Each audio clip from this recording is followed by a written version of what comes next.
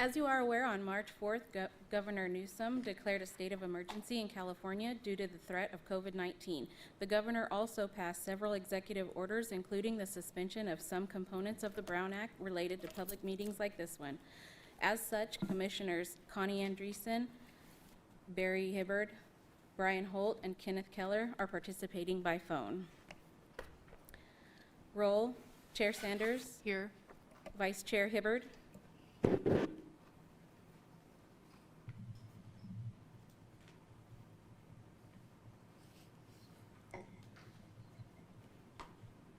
Here. Excuse me. Committee members Andreessen.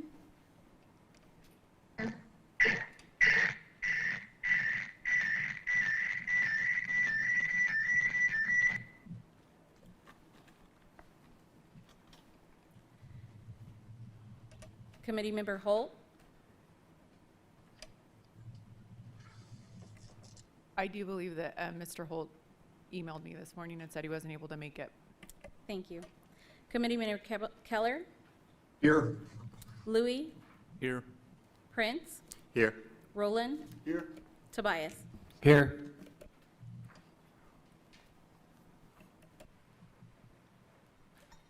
All right, with that, we'll go straight to the minutes. I will start off with a couple edits on page 4. 3 to be specific, under the board comments, member Sanders stated she. So if we can get all 3 of those he's changed to a she, that'd be great. And that's all I have. Does anybody else have any other edits? I move approval of the minutes with stated amendments. Second. All those in favor? Aye. Aye. Great. I don't know who that was. Who was it? Was it somebody that was dialing in? The motion was Tobias. Is that what you're asking? Oh God, I can't even see you talking Hi. over there. We're so far. All right, with that, I'm just asking because I'm not sure how we'll hear the people that are calling in, but I think we'll figure it out along the way. So with that, we will ask for any public comments. I think that we do have one that came in over email. If it's okay, we can start with that one. A blue memo was received transmitting correspondence from Mr. Eddie Lane, and it was provided to the committee.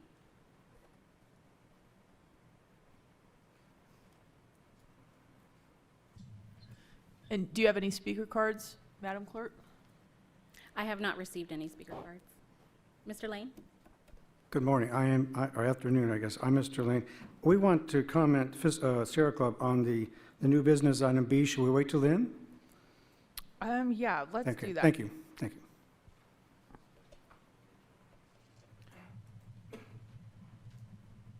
If there's no other public comments, we'll go ahead and move through the agenda. Seeing none, we'll go straight into new business. New business. Item A, fiscal year 2018-2019 audit.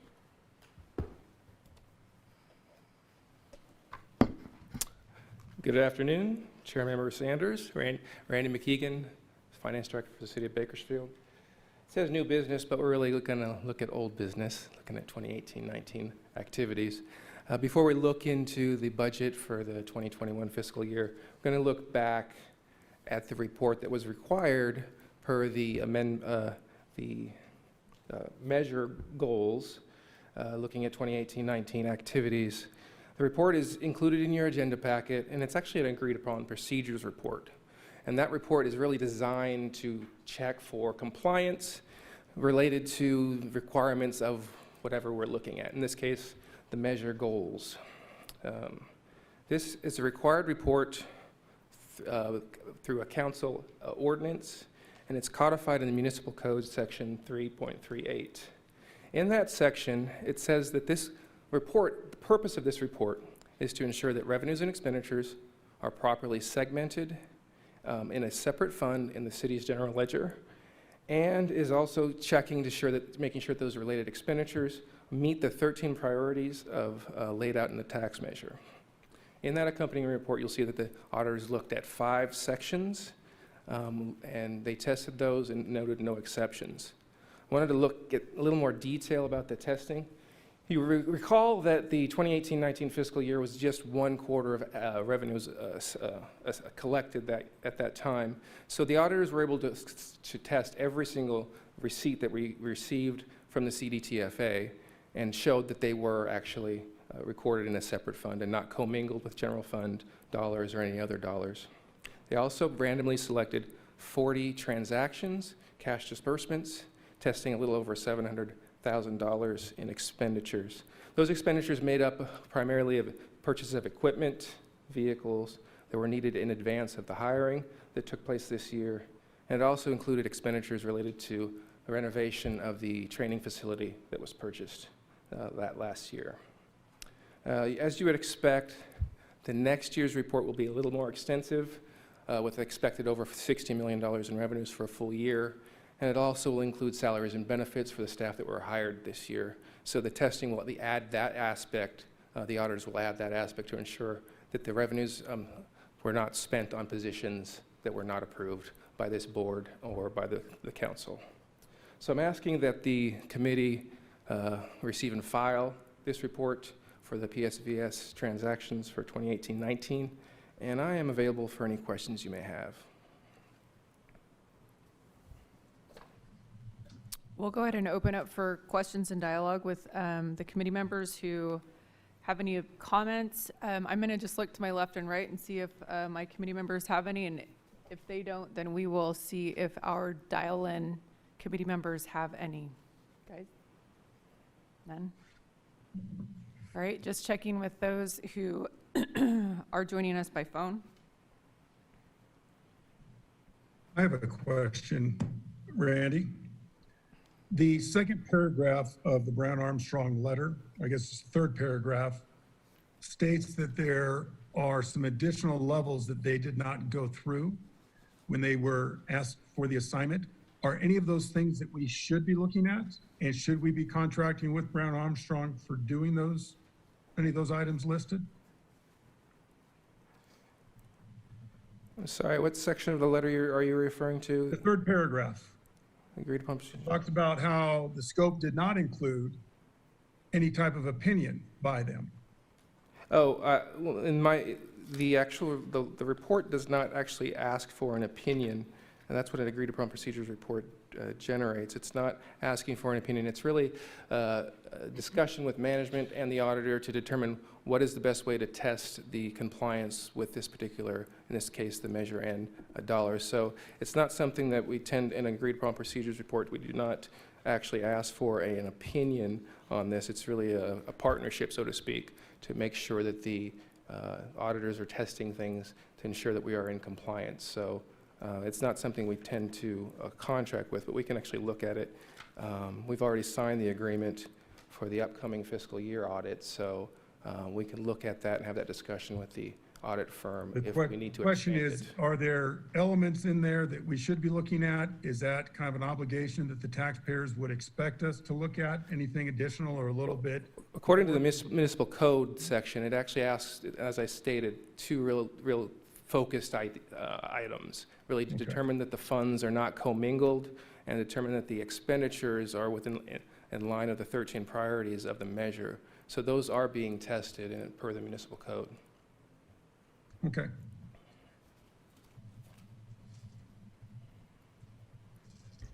All right, Madam Chair, this is Ken Keller. I have no questions. thank you, Ken. Seeing no other questions or hearing no other questions from our committee members joining over the phone, I will go ahead and open up for a motion to approve. And upon that approval and second, if we can have you do the roll call on that, I think it'd be easier. So I need a motion to receive and file, please. So move. We have a motion Second. and a second. So all those in favor, Aye. So wait, we'll wait for a name roll call on that. Chair Sanders, Approved? Vice Chair Hibbard, Approved? Committee Members Andreessen,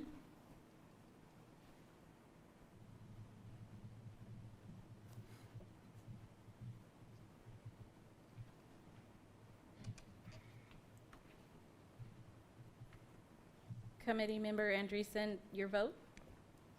Can she give the thumbs up?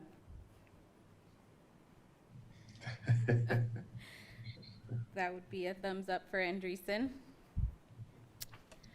Keller, I approve. Louis, Aye. Prince, Aye. Roland, Tobias. Aye. Motion is approved. All right. Under new business, item B, fiscal year 2020-21, measure revenue allocation recommendations. Good afternoon, Chair and committee members. Nice to see some of you in person. I had a chance to chat with each of you by phone in advance of this meeting, but nice to be here together, at least in the same room, if not able to shake hands and be within 6 feet. So Christian Clegg, City Manager, just wanted to provide some overview thoughts and context as I have considered this budget, and also a new person coming in, some of my perspectives about my observations of this organization and also this community. And then I'll turn it over to Chris Hewitt, who can really dive into the numbers for us. So my perspective coming to this community is that it's very much a organization and a community that's in transition. Bakersfield has gone from a quiet, friendly suburb with strong agricultural roots over the last 20, 30 years to become a very urbanized metropolitan area. It's doubled in size in the last 20 to 30 years, and the 9th largest city in the state of California, which is also the most populous state in this nation. In many instances, resources did not grow with the population, but that didn't mean the demand for services didn't grow. And so I think we're facing increasingly complex urban challenges in this community that we didn't have to face 10 years ago, 20 years ago. The state and regional landscape is significantly different. We have, state influences that are being felt here, and I think to a degree that wasn't true again, 10 years ago. And I think also our residents, they are 21st century residents in a metro area, and they want to see services that represent, what they might expect or see in other communities. This organization's also gone through a bit of a roller coaster. I think in the early 2000s, it was boom years everywhere in California. Then in 2008, the Great Recession hit. While most communities continued through a modest recovery throughout the 2010s, this community also faced a significant oil downturn, and so that roller coaster went down again. And then the years following the oil downturn, this city was just doing its best to hold the line with pretty scarce resources. Measure N was approved. There was the excitement of being able to provide some of those 21st century services, get at some of the deferred issues, and then COVID hits in 2020. I want to let you know that, COVID is not going to be a knockout punch for this community. You have a very resilient community here. You also have a very resilient staff that has been on this roller coaster ride, but I think it's important to reflect that there have been a lot of ups and downs, and that one of the opportunities that we have coming through COVID is to try and make sure that that roller coaster ride is a little more even, and that we can hopefully even get off the ride in the next few years and move forward with, a different level of economic stability. I also just want to say for this organization itself, there were a significant number of retirements that happened in those scarce years as positions, were eliminated and folks moved on. With the Measure N, it's exciting to see that opportunity to grow, but that requires a lot of change. I mean, there's a lot of new resources and a lot of expectations. And then with the city manager, the first retirement in 27 years, there's really an incredible amount of change that has gone on in this organization, and it's still being, I think, felt and being addressed. Change does bring opportunities, but it has to be managed and be paced. And so I've noticed that this organization is still adjusting to this new Measure N reality, and it's a good thing, but it's still a work in progress. Of course, with COVID, we have to acknowledge that we just can't do as much as we had hoped to do with PSVS. You'll see the numbers. You've seen the numbers in your packet. We're looking at significantly less revenues next year than this year in PSVS. And so we have to be conservative, not only in accounting for those losses in revenues, but even with the revenues we're anticipating, we want to be careful to make sure we don't over budget and over program those revenues in case the economy continues to change and have challenges. So I think our investments do need to be very targeted, and we've done as much as we can to put cost savings measures in place to just be reflective of where the economy is at today. Despite the fact that we have to be careful, we are uniquely positioned. We're not in the same position as some other local governments. Most governments will program to the fullest extent all the revenues that they anticipate. And so other cities are having to find tens of millions of dollars of cuts that they have to make to existing services and programs. The city of Bakersfield does anticipate about a $28 to $30 million reduction in our total revenues across all of our funds. For PSVS, it's a smaller piece of what that is, but that just puts things into context. But because on the PSVS side, we have not allocated all those funds to ongoing programs, we're not looking at cuts in the PSVS side. It just means we get to do less new things. So we can address those anticipated revenue reductions on this side, but we still want to be, again, like I said, conservative and strategic. So with some of that context setting, that's how we're approaching this budget, and I'll let Chris dig into more of the numbers. Good afternoon, committee members. It's nice to see all of you. I am going to walk through some of the more detailed proposals for you today, a little bit different than what we did last year, in part because we have the first full year of the implementation plan underway.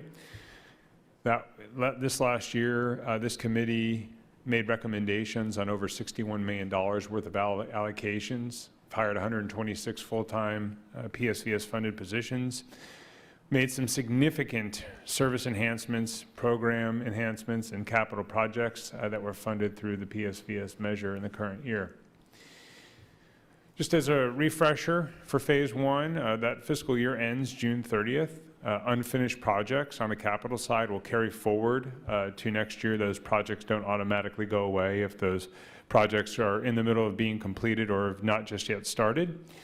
In all likelihood, there will be operating funds, savings from positions that maybe weren't filled right on July 1, or other operational savings that will essentially be finalized once we close the books for the fiscal year. We'll likely be back to you with a dollar amount and recommendations for that amount. It's too early to really hone in on what that will be. And again, as Mr. McKeegan mentioned, there will be a report and an audit to the Oversight Committee sometime after July 1 that encompasses the current fiscal year. As Mr. Clegg mentioned, we were on a completely different trajectory just a couple months ago when we started to build out our budget projections for next year. I wanted to just give you an update on the current year for the time being. We again adopted revenue projections of about $61.8 million for the measure back in July. We revised those projections in February based upon the latest data we had available, and those projections totaled about $74.2 million. We've since revised those projections for the remainder of the fiscal year downward to about $71 million. If you recall, we had 2 quarters to begin the fiscal year that were significantly higher than what we originally anticipated. So when you kind of mix and match all these things together, we're showing that at the end of the year, we're going to have a surplus likelihood in about the $2 million range. Again, a little early to peg exactly the dollar amount, but that is downward from $5 million. So while we're not seeing a shortfall in revenue, we are seeing that surplus drop a little bit, we're anticipating by the end of the fiscal year. So let's talk about next year and why we're here today. It's going to look a lot different, mainly for 2 reasons. We talked a little bit about the COVID response and the impacts that we're seeing on our local economies. Layoffs, income reductions, again, reduced business profit, all play into this revenue source. And oil prices. If we see continued downward trends in the oil market, as we've seen for the first half of this calendar year, the city will likely be impacted as well due to the trickle-down effects of revenue that is derived from production activities in the oil fields. So these are some big impacts that we're anticipating, at least for the first half of next fiscal year. So we have a slightly revised budget process this year because of COVID. We had to move some dates around because we had to retool our economic forecasts and build our budgets out based upon those new forecasts. All the phase 1 positions, programs, and services that this committee made recommendations on last year are presumed to be continuing in next fiscal year, and that really is not the focus of today's discussion. Those programs and services and positions carry an estimated ongoing cost of about $21 million moving into next fiscal. And again, this presentation will not cover in detail those. We spent a significant amount of time on those last year, but there are no significant changes in any of those areas. Our proposals today focus on phase 2. Again, this is going to be a summary format presentation. Some projects you're going to note, and I'll have those segmented out, are contingent on the capital side, meaning we wanted to hold back a portion of our capital programming next year, capital projects, in case revenue projections are worse off than we anticipate. Then we have some contingency there on the project side. We're also building in some amounts for some reserves that I'll go over in just a minute. And again, we are requesting a recommendation from the committee today. Those 13 measures remain the framework for all these proposals. Our current environment, as Mr. Clegg mentioned, requires very focused and balanced investments. This will not be set in stone today. We have communicated to the council and others that changes are likely going to occur as we move forward, but this is the framework in which we are looking to enter the new fiscal year. Throughout the presentation, you'll see 3 themes: public safety, economic recovery, and quality of life. And those are the 3 main areas that we're going to be focusing on today. When we look at the various forecast information that we have at our disposal, talking with consultants and others in the municipal financial world, we're looking at revenues next year totaling about $69.5 million. And so that's what we're building these proposals off of today. So let's jump right into it. Again, I have all the department heads here who can answer more specific questions about some of these proposals that we're covering. If you do have any, trying to hit the highlights for you as we move through. So as you recall, our goal over the 3 years is to put more sworn staff on the street to improve call response times in other areas of police service. In the next budget cycle, we're looking to add 29 sworn positions. There is a focus and a weight placed on both police officer positions and detectives. Specifically on the detective side, the goal for the police department is to be able to follow up on more cases, follow through with additional arrests on those cases, and place more resources to focus on areas such as sexual assault and cold cases. With the sworn staff, as we talked about last year, come the need to add civilian staff. Those civilian staff ensure that the sworn staff are being used to the fullest extent they can be in responding to calls for services or investigating cases. So there are 15 civilian positions that are outlined in more detail in your packet. I want to highlight 2. One is police service technicians. The ability to add some additional property room and equipment specialist positions frees up police service technicians that are currently over at the property room today. Those PSTs can get back out on the street, and while they don't have the full duties of a police officer, they can respond and take reports, help out with traffic incidents, etc. So pulling those staff members back out of the property room and placing them on the street will help. And additionally, we continue to see increases in our animal control calls for service. So you will see 1 additional animal control officer for next year. One of the priorities of the police department is to find new and innovative ways to enhance recruitment efforts. And so we are requesting or recommending a $500,000 investment be made, and this will actually appear in the HR side of things, in the Human Resources Department budget, but a $500,000 investment to enhance recruitment efforts. We're developing some plans right now, looking at ways to, again, bring those officers online quicker, and this may be looking at lateral. As Mr. Clegg mentioned, many other cities may be in a position where they're not able to keep current employees under the circumstances. There are some targeted strategies that we have in mind, especially for lateral hires. They don't have to go through the full academy, and this investment would help in those regards. We also have an enhanced and focused effort to reduce violence in the community. We're looking at a state program through the California Violence Intervention and Prevention Program to essentially support evidence-based violence reduction initiatives. This is kind of a community-wide effort. The grant does require some staff on the city's behalf to implement, and so we're looking to add 3 staff members, actually 2.5, to facilitate this program.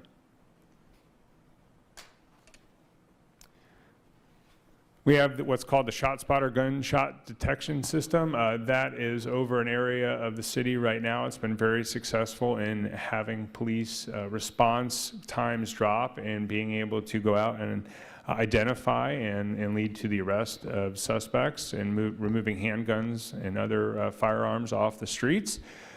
That amount of operating the system was previously grant funded, but we're looking to transition that to PSVS in the upcoming year and then also expand the system. As you recall, this committee recommended the implementation of a body-worn camera program. I'm pleased to tell you, because of what were the first 2 quarters of higher than anticipated revenue, we were able to accelerate the implementation of that program.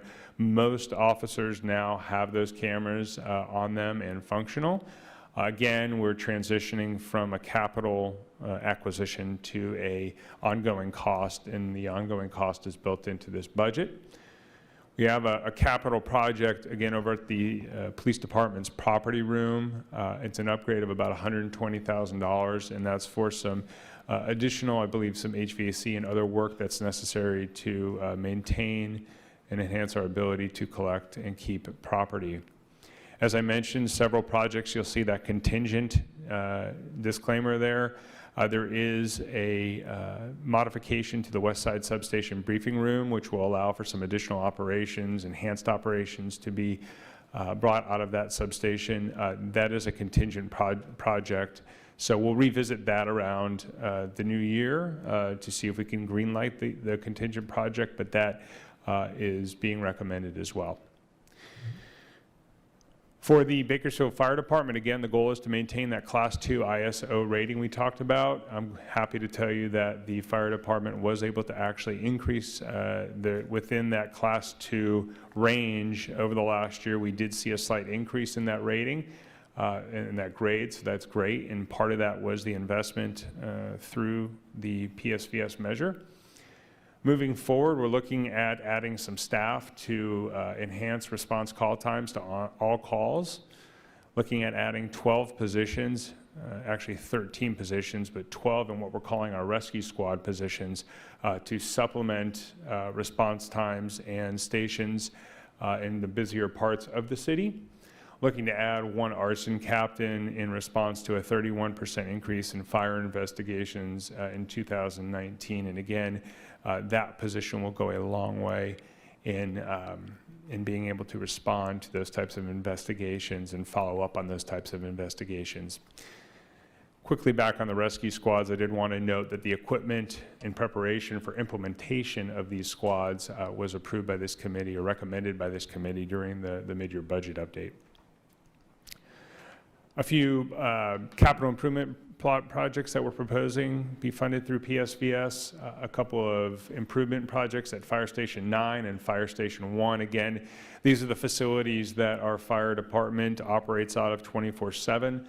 Several of these facilities and the improvements within them, kitchens, bathrooms, the like, are 25, 30, or over 35 years old, and these projects go a long way in helping to maintain and keep those facilities in good standing. Again, with this roofing project, it says balance of roofing project funding. There was a project in the current year budget to do some additional roof work at 3 or 4 fire stations. Unfortunately, once we got in there and did further inspection, the need grew, and that is why this is a priority of the department to complete these roofing projects. And again, I won't go through all of these, but you see some additional contingent projects, again, that would be funded should revenues allow later in the fiscal year. These are, again, collectively very important equipment and facility-related type of projects. Let's talk about economic recovery. Again, I think the city is in a... Excuse me, can I just stop you for 1 second? Sure. Can we just take a breath and see if anybody has any questions on the public safety? I'd appreciate it. Yeah, let's do that. Do any of you guys have any questions here? We'll start with Mr. Tobias. Just want to make sure I understand the numbers. So for year 2 or phase 2, we're calling it, we're projecting total revenue of 69.5 million. Correct. And then so the ongoing costs come off the top of that, Correct. kind of for our purposes, the 21 Yes. million. So that's about 30% roughly. Yeah, I have a slide that wraps up, I think, with the phase 2 proposals, and obviously I haven't gotten through all of them just yet. I think we're looking at estimated ongoing cost of about $37 million once we add the phase 2 proposals in from all the various departments. And then the remaining go towards capital, contingency / reserves, and then some new equipment that I'll be talking about. And I guess maybe this is a discussion we'll have later, but I was just wondering, do we have a policy on the ratio we want of ongoing permanent costs into this fund, being conservative versus one-time expenditures at some point? We don't have any formal policy at this point. I don't know if Mr. Clegg, if you want to... Yeah, I would just add that it's true, we don't have a formal policy. I think that there is wisdom in leaving some room to make sure that we can do some of the one-time projects. I think there's going to be a continued catch-up of some of those deferred investments, as well as I think important investments that can have a high return on value that we need to leverage. And so we don't want to completely take up all of our ongoing costs with our ongoing revenues with ongoing costs. But I think what that looks like 10 years from now or 20 years from now, might be different. But I think in the next few years, we leave enough space in there. And a number hasn't been proposed as a policy. And I think, we would take feedback, from this body about what would be reasonable, and we could address with council whether or not we want to adopt a set policy. Okay. I mean, we're early in the process. We're in phase 2 now. So, but that would continue to build up. It would be safe to anticipate that ongoing permanent cost. And I think it'd be a good idea to, in these early years, try and formulate a policy on how far we want to take that, so we can weather years like we're having this year. So, thanks. Any other questions, comments? Go ahead.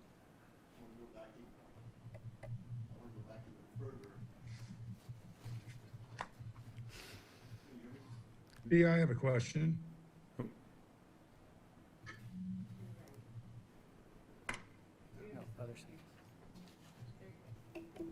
Okay, how about now? There we go. Going back further, you said phase 1 positions continuing into phase 2. Have all of allocation or the positions that we allocated for in fiscal year 2019 and 20 been filled in the city of Bakersfield? I don't see Christy Tenter, our Human Resources Director. Last report I had, over 90% of those positions were filled. I do know that there were a segment of them, especially on the economic development side, for various reasons that have not been filled just yet. But yes, I can tell you that most of the positions have been filled. I know we had a nice conversation about that during our mid-year budget update with this committee, and I'd be happy to update those numbers the next time we're in front of you. Okay, and that's my purpose for asking, is that if we're going to have to tighten our belt in 2020 and 21, and we have positions that haven't been filled that were approved in 2019 and 20, and they proved to be not so important given the current situation, then it's possible to forego those positions for the time being, am I correct? We would have the opportunity to transition based upon circumstances pretty quickly. So in many cases, what that would be is a review of, like, say, vacant positions at the time if we needed to make an adjustment. We're already doing that in our office, given the current circumstances and other funds. We don't believe at this point that that's necessary here. The positions that we're actually recommending to you today are a slight, or I would say a reduction from those that were originally proposed by departments. So we felt that the list that we're bringing you today is actually very, in my mind, very focused and very conservative in given the circumstances. Okay. Go ahead, Mr. Louie. I think I'll defer. I think that was Mr. Hibbard who wanted to ask some questions.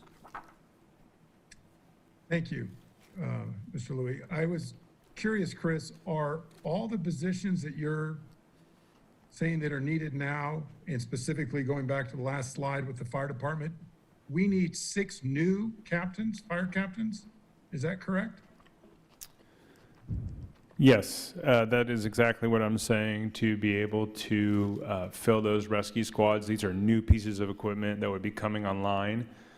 So to place new individuals on that equipment, that would be necessary. And I'm happy to have the fire chief come up if you need some additional information.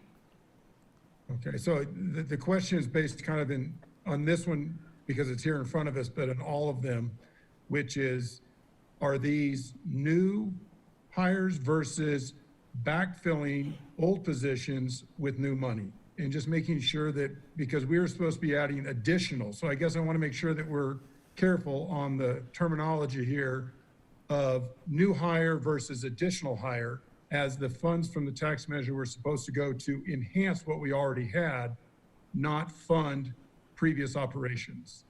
You're absolutely correct, and the intent of these positions is to bring new individuals on to staff these units to increase the capacity of the fire department to provide enhanced response.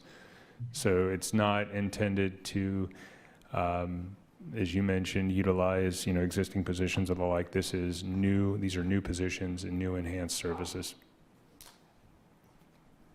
Okay, thanks, Chris. We'll go back to Mr. Louie. Thank you. Chris, I was curious about some of the new equipment requirements that are here, the proposal, specifically within the police department. We're looking at bringing on 29 new positions. At the same time, we're talking about 30 patrol vehicles, 4 motorcycles, and 5 PST trucks. So, again, along the same lines of what Mr. Hibbard was just asking about, those vehicles are not only going to be for the new positions. There's going to be some turnover of some of the older equipment. So how much is the new, and how much are we using the money to replace some of the older equipment? I'm going to let the chief chime in on that one. Good afternoon, committee. These are new vehicles for new positions. They are not replacements from our current fleet. So as we add new positions, these vehicles are going to be new vehicles to the fleet. Did I answer your question? So we have PST trucks now. We're adding 5 more, but we're not adding we're not adding police service technicians according to the staffing. Correct. With the new positions that were added last year, the police report specialist in particular, we were able to take the PSTs who have been serving in other areas within the police department, not in the field. This police report specialist, this new classification last year, was able to move PSTs back into the field. So, and in this coming year with the police property and evidence specialist, we're going to be able to move additional PSTs back into the field, and we do not yet have equipment for them to drive to be able to respond to calls. That's what these trucks will be for. Okay. And the 4 motorcycles, that's going to be an expansion of the motor units that Yes, have come back? yes. And that's expected to come from either this year's current, or the last academy's current crop and the new Yes. allotment? Okay. And the patrol vehicles, that's not only black and white vehicles, that's any unmarked and marked? Yeah, police it cars? will be a combination of investigation, but primarily it will be patrol vehicles. But it will be a combination of some that are assigned to admin and investigations. And typically, the detectives don't drive the marked vehicles. The sergeants probably do. Do the lieutenants and the captains also drive marked vehicles? No, they do not. Okay. Thank you, Chief. Chief, before you sit down? Thank you. Another quick question. Thank you, Madam Chairman. Woman. With the $450,000 request for the existing spotter gunshot program, is there any way to get more details about the successes of that program, particularly in regards to why we are expanding it, just to have some results to oversee why we should consider expanding that program? Absolutely. I can give you some right off the top of my head. The current system was in place and was initially funded by a grant that we received from the federal government. It is a 3 square mile where the vast majority of our gun violence occurs inside the city. With this proposal, we are looking to now continue that program, or still have this area covered with this ShotSpotter technology. And the increase will be sort of an overlap, but an expansion of the original area, and going into the area where we receive the most complaints of gunshots from the community. We have had significant injuries and homicides occur in this new expanded area. I don't have the numbers off the top of my head, but this area was particularly chosen because of the frequency of reports that we receive from the public regarding gunfire and the level of injuries that we receive as a result of those gunshots. Okay, so are there specific results in regards to the success of this program that we can actually see because of this program being in place? Yeah. This were the lives saved, or? Sure, I can provide details on the number of ShotSpotter detections, the number of calls that we've responded to, the number of arrests, guns that we've seized. Part of the ShotSpotter goal is to enhance the levels of community trust in the police. It is an unfortunate reality that in many of our neighborhoods, particularly where this ShotSpotter system is, numerous gunshots are fired every day and no one calls.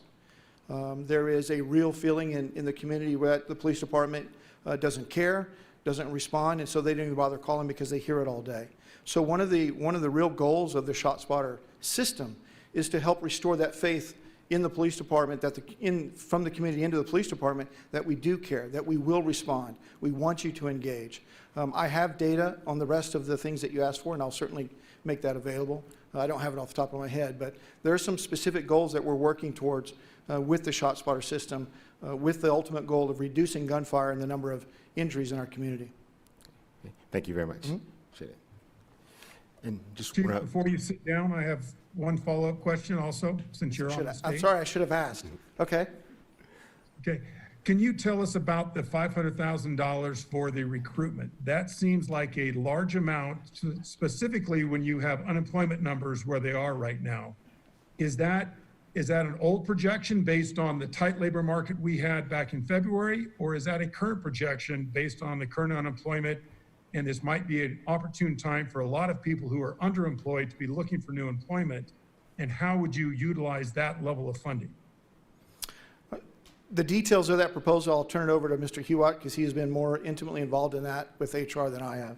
But I'll stay around to answer some of those questions.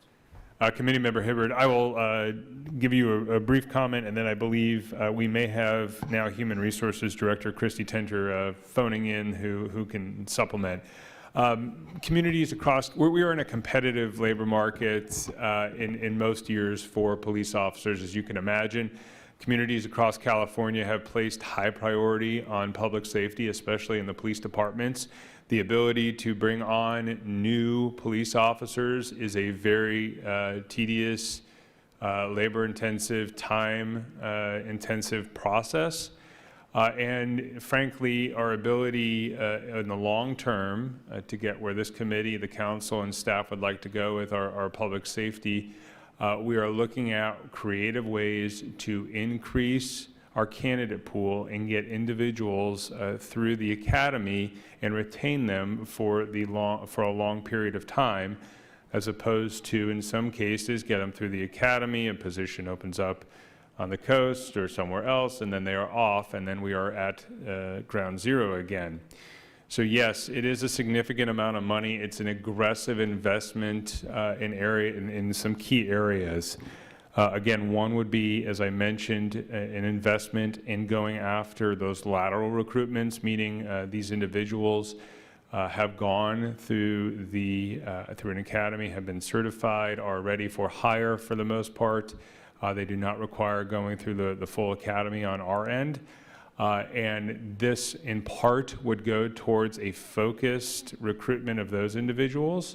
We're also looking at retooling some of our trainee incentive and pay, and that would also be components of this program as well.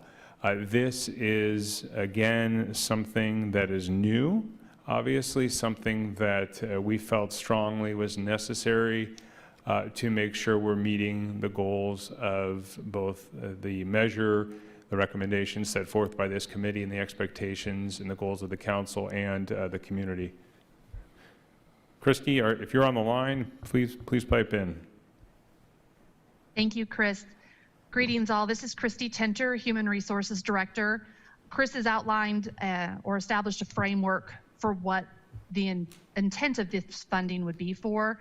To give some background, over the past several months and longer in some cases, Human Resources along with the police department have been looking and studying trends, total compensation, base salary, incentive pays, looking at hiring incentives, what type of programs or technology is being used. And there's a few things that have stood out to us where we can have significant impact in our recruitment of sworn safety personnel.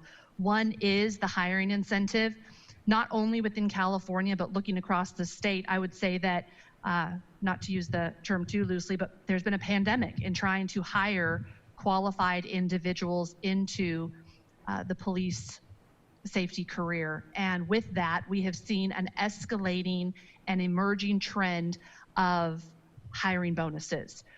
We have seen as much as $25,000 by small, medium, and large agencies in attempts to recruit and get some type of stability where incumbents do not just come and take our training and then, as Chris mentioned, move over to the coast where they can have a higher wage. We understand the cost of living differentials, but again, something that we must compete with to attract them in.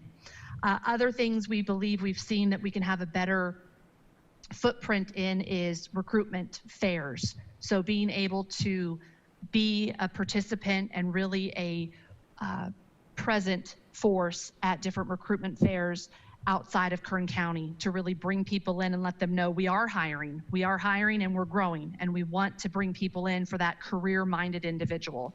So again, the laterals, having that presence is really important, and funds would go towards those efforts.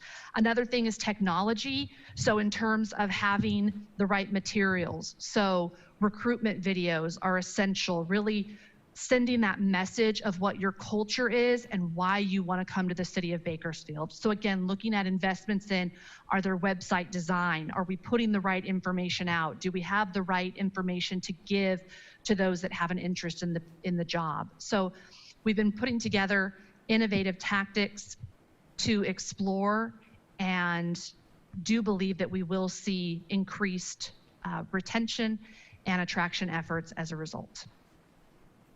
Open to any questions. I just have a quick question before I hand it over to Mr. Rowland, since you're on the phone.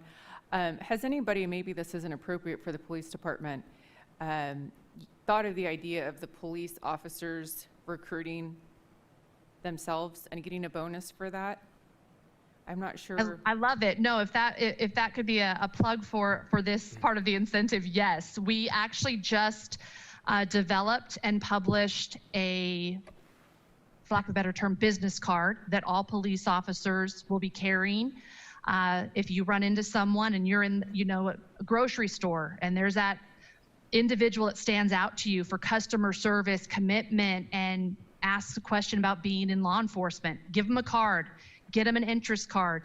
That's where we need to grow technology so they can scan and put in an interest card and come back. But from that, we really do believe, and the chief would, I believe, confirm this, and we've had the discussion, our internal employees are our best recruiters because they really can voice what the culture is and what the job is truly. And so that will be another component, if this is approved, looking at potential referral bonuses.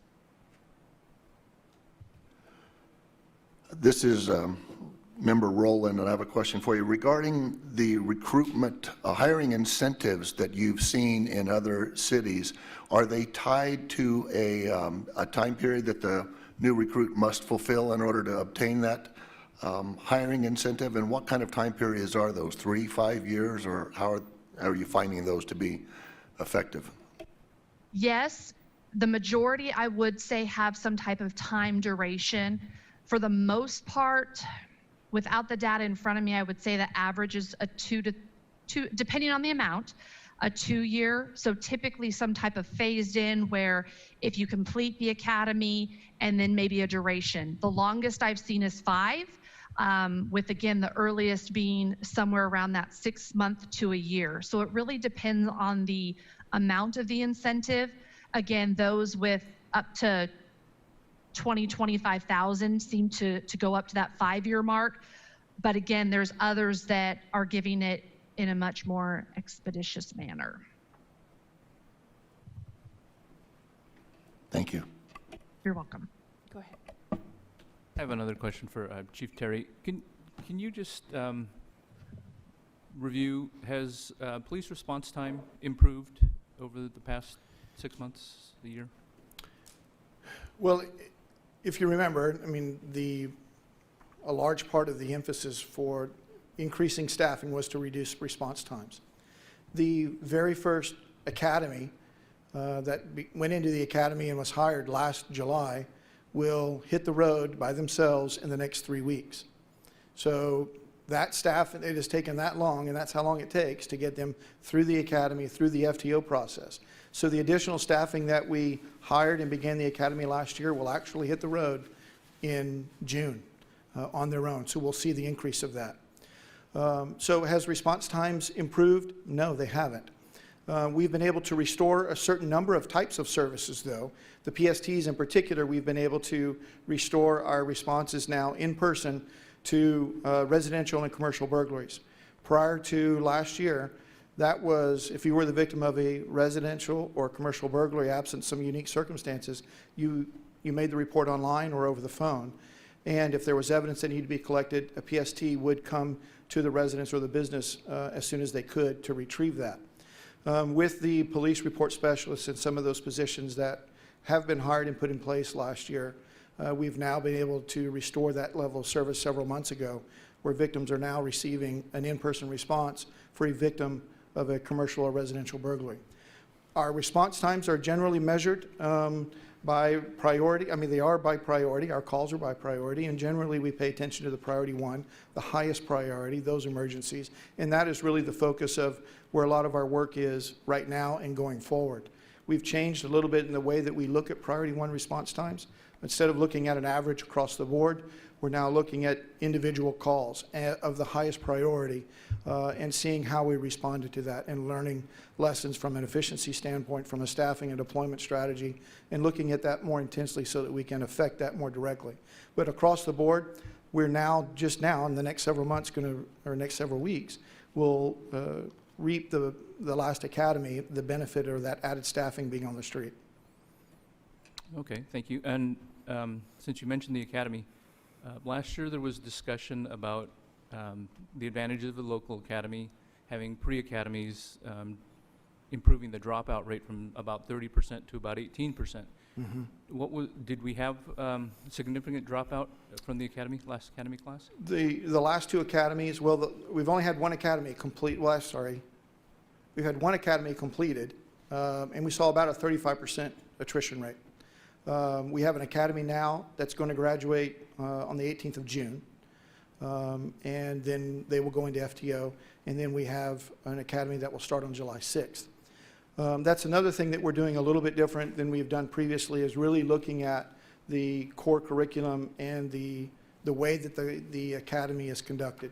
And can we influence those attrition rates?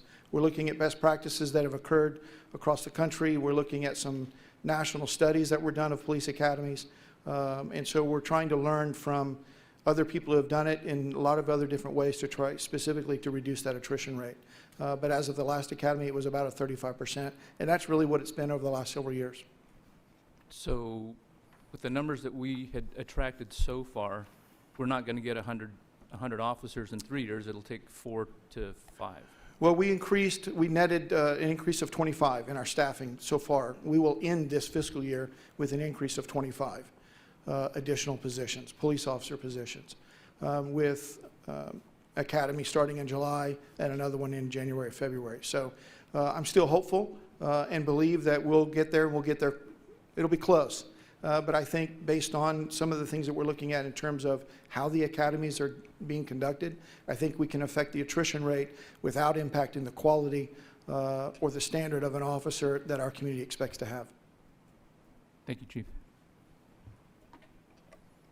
All right, if there's no other questions, I'm going to just ask our committee members who are dialing in if they have any other questions. If not, we'll move into the economic recovery. Looks like there's none.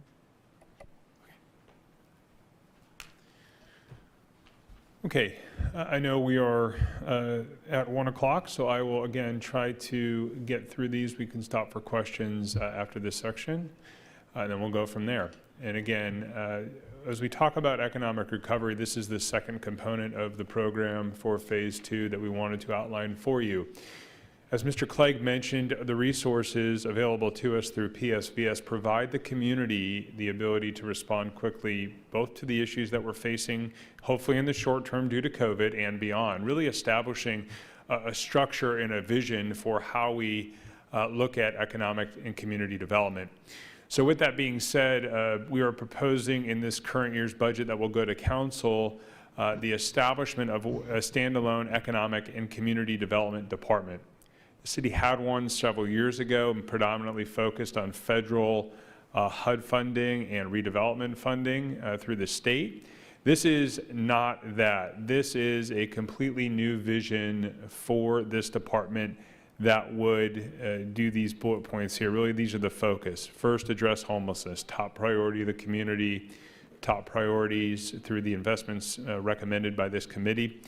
Quality of life and public amenities, looking at strengthening and diversifying our economic base, continuing to invest in urban revitalization and downtown development, and looking at ways we can utilize our existing staff as well as supplementing with a few additional staff members to really create this cohesive, streamlined, focused department that in our view is really going to bolster our ability to attract and retain new businesses within the city of Bakersfield.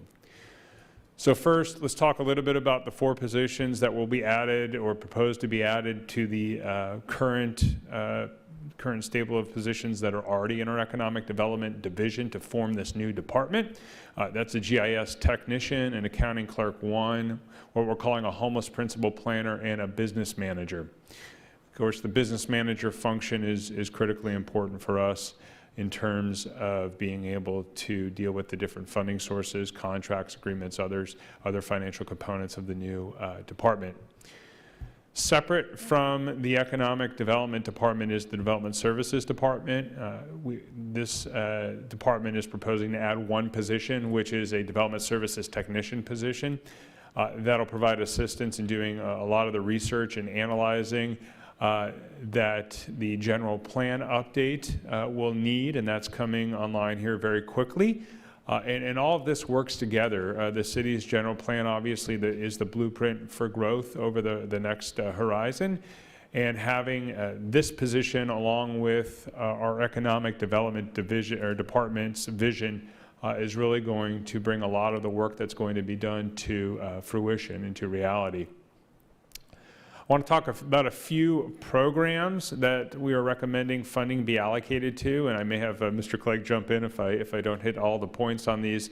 The Data and Performance Management Community-Based Partnership Program, looking to partner with certain community-based organizations. I know we've seen this successful in other communities where they would be doing some work on behalf of the city to look again at data performance management, looking at economic development segments and tools, and looking at areas where investment may be needed or should be focused. Business assistant build-out incentive tools, looking at, again, tools to entice businesses to locate within the city of Bakersfield beyond what's established in our economic opportunity area funding, which we're looking to continue next year at the tune of $700,000.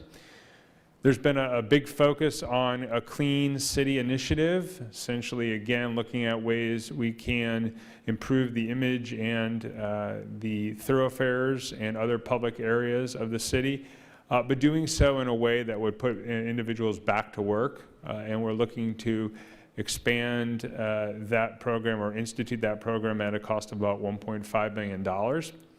And then this last go-around that this committee reviewed, we looked at some money allocated to urban revitalization, and we're looking to continue that into next year. We've got several concepts and prospects on the horizon, and this funding would go a long way in having those targeted property acquisition and redevelopment projects get going. Yeah, thanks, Chris. Just a couple of quick notes about economic recovery in general, as well as a few more details. We recognize that there are many businesses that have suffered, extensively because of COVID closures. There's not enough money in any city budgets to reach all those businesses. We do anticipate leveraging the federal stimulus dollars that have been made available to the county as well as to the state, and we're hearing that some of those state dollars will become a direct allocation to the city of Bakersfield. We want to leverage those dollars as much as we can, but in order to do that, really the intent of this package is to create the right team that can do that, with the capacity and the focus to do that, and then also provide them with a few tools that can really help them do that. So for example, this business assistance, it's very typical in most cities to have some programs that would allow for facade improvements, down payment assistance, also some entrepreneurship grants, some lien forgiveness to help turn over properties that might have liens against them that are just sitting blighted, and the market conditions don't allow for them to get turned over. So having some of those tools in our tool belt will allow this economic development team to work with different businesses that are trying to, it's not just for new businesses, it's also for businesses that are trying to get a fresh face, for businesses that are trying to expand, business retention. This would be seed money to get that toolkit built out, as is typical in most communities. On the data performance management as well as community partnership program, this is about finding some public-public or public-private partnerships to do two things. One is to look at some community engagement about how do we plan for and build out a more prosperous economy. This would be with the Chamber of Commerce. They've got an initiative underway to build out through stakeholders a process and a vision for how do we see our local economy moving forward.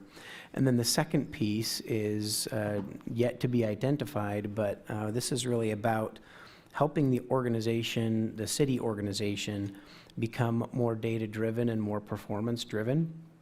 In many cities, you will see a performance management component to that city.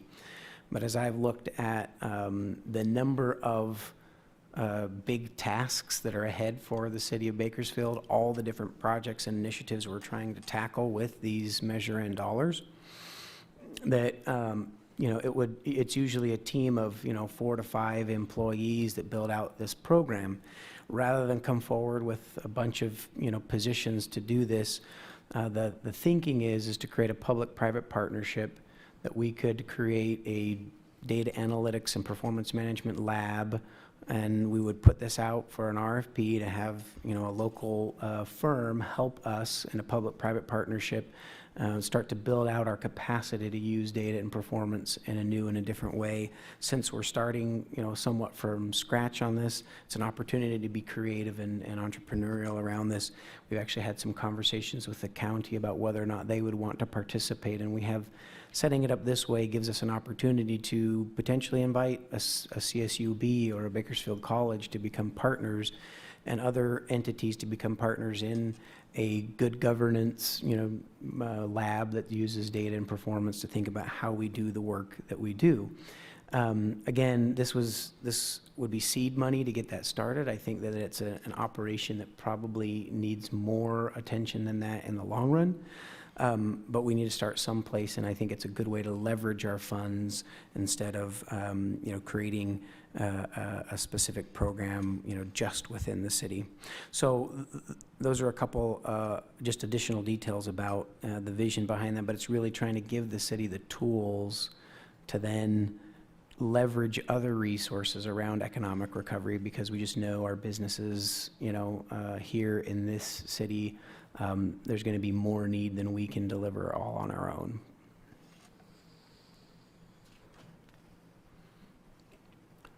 Question, the Back to Work Clean City Initiative at $1.5 million, is it more than just hiring people to keep the city clean? Or is that the gist of it? The gist of it is it would be hiring work crews to go and do litter, trash pickups. From what we've heard, that we would have a prioritization in that to gateways and entryways into the city, as well as sort of medians and thoroughfares, and then sort of the third tier would be in neighborhoods. But really it is just about getting out and cleaning up the city, while at the same time finding a way to, folks that may have been impacted by COVID, get them back to work. Don't we have something similar to that right now with the Mission or one of the organizations in town where we're putting people to work in that capacity? We do, and the Bakersfield Homeless Center has a contract with the city to do this. It is on a limited basis. It does not cover the entire city, and this would give us the opportunity to have these cleanup crews hit everywhere in the city. May I do a follow-up on Member Rowland's question? Are we looking at the opportunities that may exist as well with, say, independent businesses to put out these RFPs for this type of work, or call it almost like a non-skilled work, where we can establish contracts so that we don't permanently have the overhead that comes along with hiring employees and subcontracting this work out to professionals in the city that already provide these type of services? So I'd answer that in two ways. One, because of the significant dollar amount for this $1.5 million, we would look to put that out as a bid, and it could potentially be more than one vendor. You could create a vendor pool that could, I don't think you would want 12 different entities doing these cleanups, but you could have 2 or 3 entities with zones doing cleanups around town. With this dollar amount, it's a new body of work. It's not something that city staff are going out routinely and picking up debris and trash along all city streets. So it's a new body of work that I do think is reasonable to put out to bid.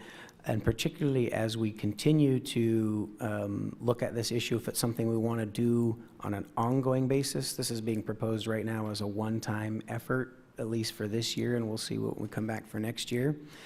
If we wanted to continue to expand the ability of the city to do this type of cleanups, we could look at it on a contractual basis.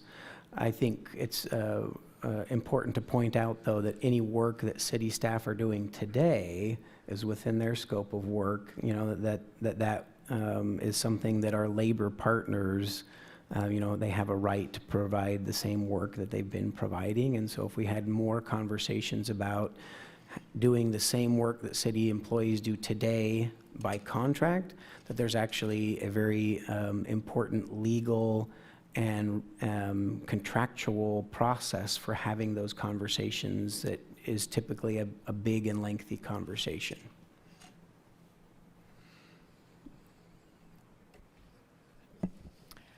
I'm just going to pause for a moment and ask Mr. Lane if you have any time restrictions for today, because this is going a little bit over our hour, and we're probably going to do a little bit of Q&A with economic recovery once Mr. Hewitt's done. So we probably won't get to yours for a little bit. So, okay, you're fine. Thank you for your patience. Looking ahead as well, this committee was very adamant last year about the City Council looking at ways to bolster reserves and rainy day funds. And I'm pleased to tell you, as I mentioned at mid-year to you, that the county took that recommendation, established a multi-year reserve policy, which looks to grow each and every year with some very focused investments to that fund. We're looking to continue that moving into next year. A $9.5 million allocation is currently in the proposed proposal before you. Again, in part to continue to fund that reserve plan. We're also looking to set aside a portion of that for contingency, meaning that it's not going to go directly into the reserve at this point in time. It would be held in contingency based upon and contingent upon future fiscal circumstances. And then we would look at the need for that component of it at the appropriate time, likely in mid-year. It may be before, but likely in mid-year, and we would provide you an update there. Again, this was a high priority, several comments last year, and we're happy to bring this forward to you.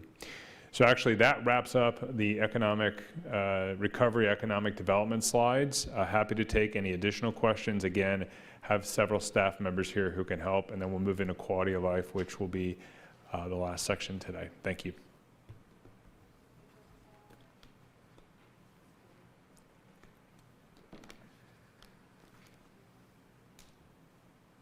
We'll open it up to our committee members who joined us over the phone, or if there's any questions. Seeing or hearing none. Madam Chair, this is Ken Keller. I'm okay. Thank you. Okay, thank you, Mr. Keller. Let's proceed. Great, thank you. So again, we're moving into the quality of life component of the proposal. And again, what you're going to see here in many cases is based on the successes that we've had to date in areas of the organization that we're looking to augment further. And then you'll see several projects and programs that were in part placed into this proposal based upon feedback that we received from the public and at the committee level, this body, as well as the City Council.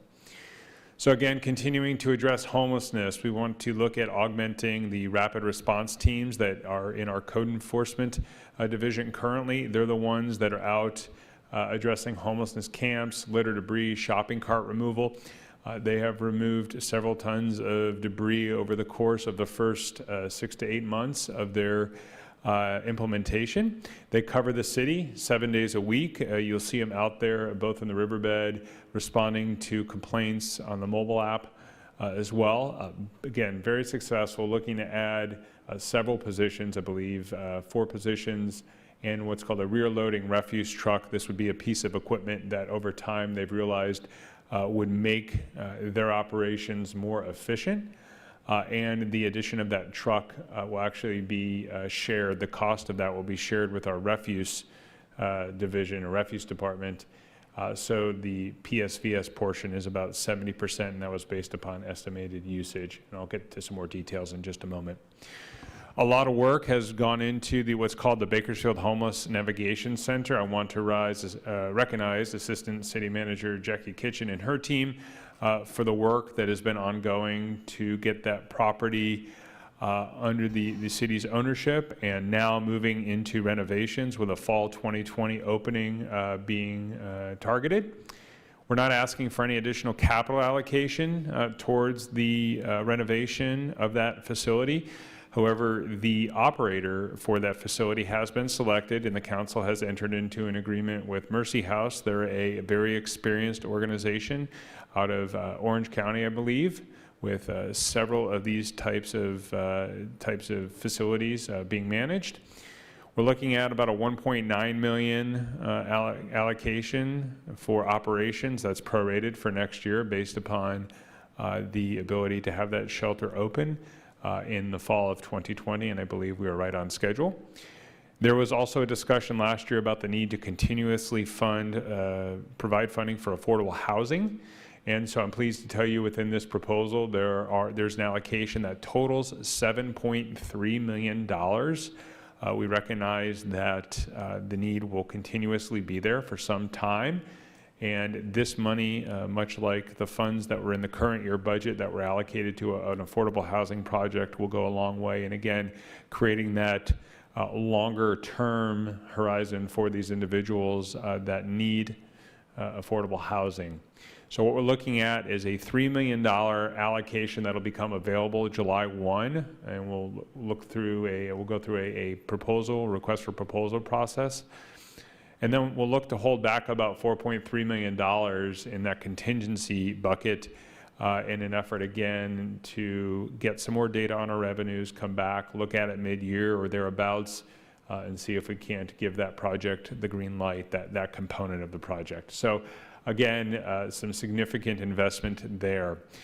There was also some direction given by the City Council in support of efforts being made by both the county and, again, the city to make some additional improvements around the county's site off of M Street and Golden State Highway, as well as around and in the neighborhood surrounding the Bakersfield Homeless Navigation Center. So there's two allocations that would go towards providing basic safety improvements and pedestrian improvements, such as streetlights, sidewalks, and other safety type improvements surrounding those facilities. So that's outlined here as well. Looking on the park side, we're looking to again expand the rapid response team for the Parks Department. This team has been very, very successful in maintaining clean parks throughout the city's park system, up to 60 parks, I believe, about to be 61. They are also able to focus on but vandalism and items that come up where we may need repairs throughout the city's parks, and we've been able to get to these calls much quicker over the past year. We've been able to do that and keep our crews that are maintaining streetscapes and medians on those streetscapes and medians. So this team, this would add another team, looking to add several positions, as you see here with the cost, to be able to continuously maintain our parks and the streetscapes in pristine condition. Okay, again, feedback. Let's talk a little bit about capital projects on the park side. Feedback throughout the discussion last year and leading up to this proposal was try to place a focus on some neighborhood parks. And so we've done that. And in this proposal before you, there's been an ongoing request to expand the ability to utilize the Beach Park Skate Park hours, and through the way you do that is through lighting. So this request would add lights at the Beach Park Skate Park. We also have several parks that need access improvements. That could mean asphalt in the parking lot, accessibility upgrades to and from the play areas. And while we're doing a pretty substantial job about rehabilitating our playgrounds, we need, obviously, the first step is to get individuals to and from those facilities. So the other large local neighborhood project we're proposing is a $220,000 access improvement project for Patriots Park. And I noted in here, because you're looking at one slice of the total pie, the total proposal, looking at PSVS. We have, I believe, and Diane will correct me, I believe we have 4 playground rehabs that are budgeted in various other funds that are not part of this proposal, but I wanted to let you know that we continue to make an effort each and every year to rehab playgrounds and rehab parks and add new amenities and safety surfaces to all of our local parks. We do have a requested $3 million allocation to Phase 4 of the Kaiser Permanente Sports Village.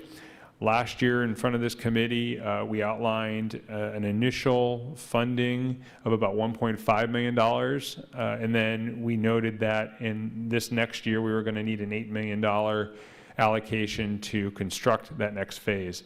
I'm happy to tell you that through the due diligence and hard work of our staff, the city was able to obtain a $3 million federal grant for this project. It does require a local match, and that's what you're seeing here, is a $3 million match specifically to leverage those federal funds.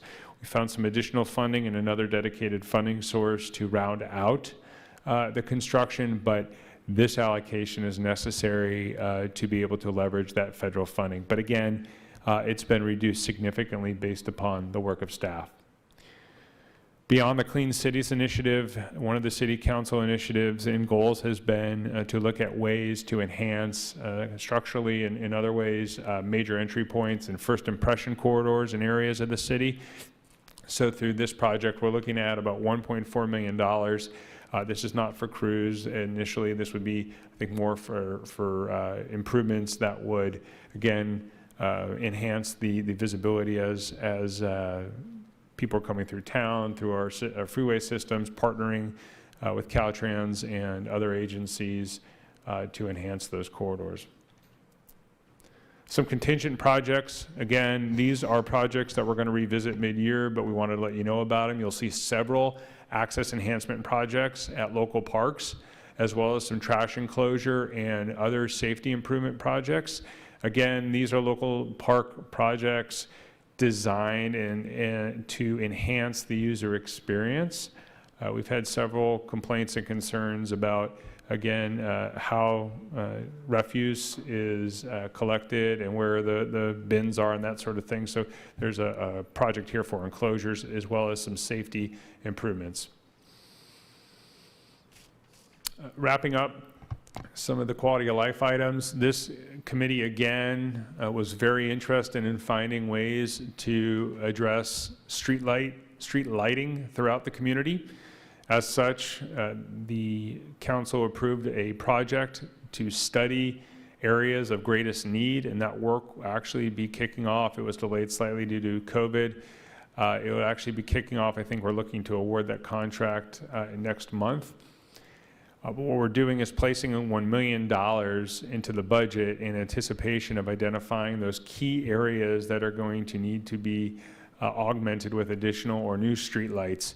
So again, we are going to include $1 million in this proposal to begin to address that specific issue. And I would anticipate that funding for this in these types of streetlight improvements is not one time, meaning we'd be back to you in successive years looking at funding for installation of additional streetlights. I'm going to pause there. If we allocated money last year to do the study to find out where we need to put the streetlights, why isn't it done a year later? Because we were here a year ago talking about this. It's a very good question. Two things. One, as I mentioned lately, the COVID issue, I think required, and Nick can correct me, one vendor that we did have lined up decided that they were not able to pursue the contract currently. That's correct. And then I know we had an issue, and unfortunately we had a staff member leave that was overseeing the project prior to that. And that was also an issue as well. So we would like to have it much further along, but we do anticipate that it will be done within probably the first quarter and a half in the new fiscal year, and then we can transition with this money right into the improvements. Just quickly, two other projects that I wanted to cover. One is a banner program and another is a downtown landscape plan. Unfortunately, we had to make some reductions in the current capital improvement program in the current year and another funding source due to COVID and the reduction in revenues for that funding source. These two projects really fit, we thought, the priorities of the measure as well as council goals. One would be establishing a citywide banner program and enhancing the image of the city is part of the priorities. You can see here I tried to encapsulate these three projects in one picture. You can see the banner that was hung many years ago, obviously is worn and dilapidated, and we don't have a program right now or the funding to replace those types of banners, and so we have to go out and remove those once they become a nuisance. So one, it would create this banner program, and then again improve the image and enhance opportunities for promoting several events in the general aesthetics. And then a downtown landscaping plan. We've had multiple council members request staff develop essentially a master tree plan, more consistent maintenance and a theme for the downtown area. As you travel up and down the state and other areas, you'll see in many cases the core business areas having a very consistent theme. Right now, it depends block by block kind of how that theme looks. This project would really kick off a planning process where we would look at ways to create that more consistent theme and landscaping in the downtown area. Chris, if I may ask a quick question, since we're still on quality of life. A few years ago, the city primarily closed down a few of the swimming pools in our certain communities around the city. And one of the reasons indicated was because of the budgetary items. And so lately, the request to reestablish these swimming pools in these areas of our community has come up. And so where does the city stand in regards to opening up swimming pools again throughout the city? So just as a little bit of background, several years ago, the city did, over a period of time, have to shut down several pools, in part due to increased cost of maintenance, staffing cost, et cetera. There were obviously some underlying budget issues that drove those decisions. Attendance was down significantly at many of those facilities that were closed. What the city did do in several areas was install what are called spray parks. Obviously, they are not a pool, but they are a water feature that are a little less staff intensive, a little less maintenance intensive. And so that has been, over the last several years, a focus and a priority of the city to look at areas. I think Mesa Marin may have been the last park that we installed a spray park at. So that has been primarily the focus of the city over the last several years. The cost, I don't have off the top of my head the cost to install a new swimming pool, but I know several years ago when we looked at it, it was several times the cost of a spray park. And at the time, based upon the attendance levels and what we were seeing in other areas, it just wasn't feasible. I do know, and I believe Diane Hoover's in the audience, I do know that we are seeing some pools being constructed by the high school district and others, and of course that'll be primarily for their uses, but also that was a large capacity of ours was the high school district utilizing the city's pools for some events, and they'll continue to do that, but it may free up some capacity at our existing pools. And I would like, Diane, if you have any additional comments, please feel free to come up.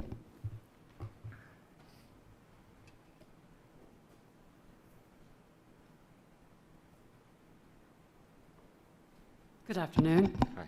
Hi. Yes, as a long-term goal, we would like to have more pools in the city of Bakersfield. And as we grow further and further at the perimeter, we would like to add pools. But again, it's quite costly to not only build it, but maintain them over the long term. And one of the reasons we had to close many of the pools was because of not only the high maintenance, but the old design of those pools. It no longer attracted people to come to those pools. So in a new pool, you would add several features, such as we did at McMurtry. So you would add the slides, maybe a lazy river, or other things that would attract people keep coming to the pools. But I do want to say that with the 4 outdoor pools that we do have, we were able to receive several grants for providing swim lessons. So our swim lessons have actually increased even with the fewer pools that we have, just by the ability of the grants that we receive. Okay. My concern would be accessibility for the members of the entire community to have access to these 4 pools. And again, based on the fact that this is a quality of life area in which we're referring to, there are a lot of youth that I think would not have the opportunity to participate or have the enjoyment of having a pool in the neighborhoods or in the communities to serve as a recreation for them as well, which serve, as we both know, a form of exercise, a form of activities that they no longer have. And so, again, years ago, we understood the budgetary concerns of the reasons why we closed these pools down. Now, due to the fact that we do have access to opportunities to have a better quality of life, hopefully this is something that may be considered in the future in regards to reestablishing these pools in these areas of town these pools were removed. Yeah, that is correct. We would like to see that as a long-range goal. Yes. Thank you.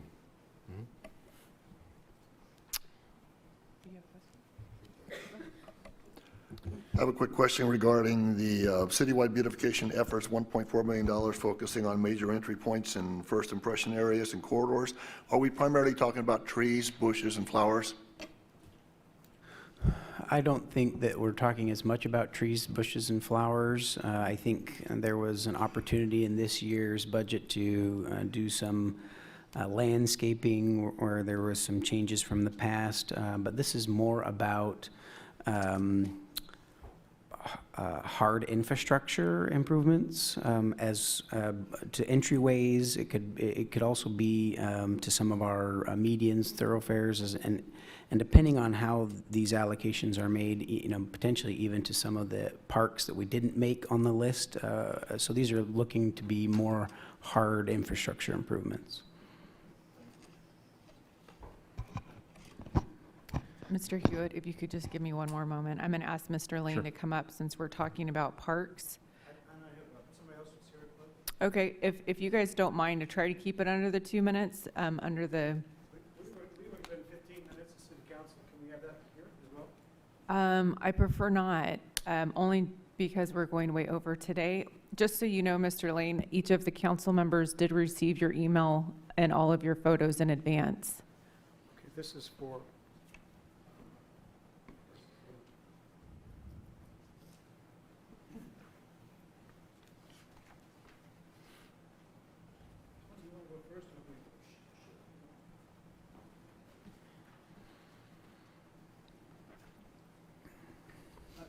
Good afternoon. My name is Tony Moranti, representing the Kern Korea chapter of the Sierra Club. Thank you for your time here.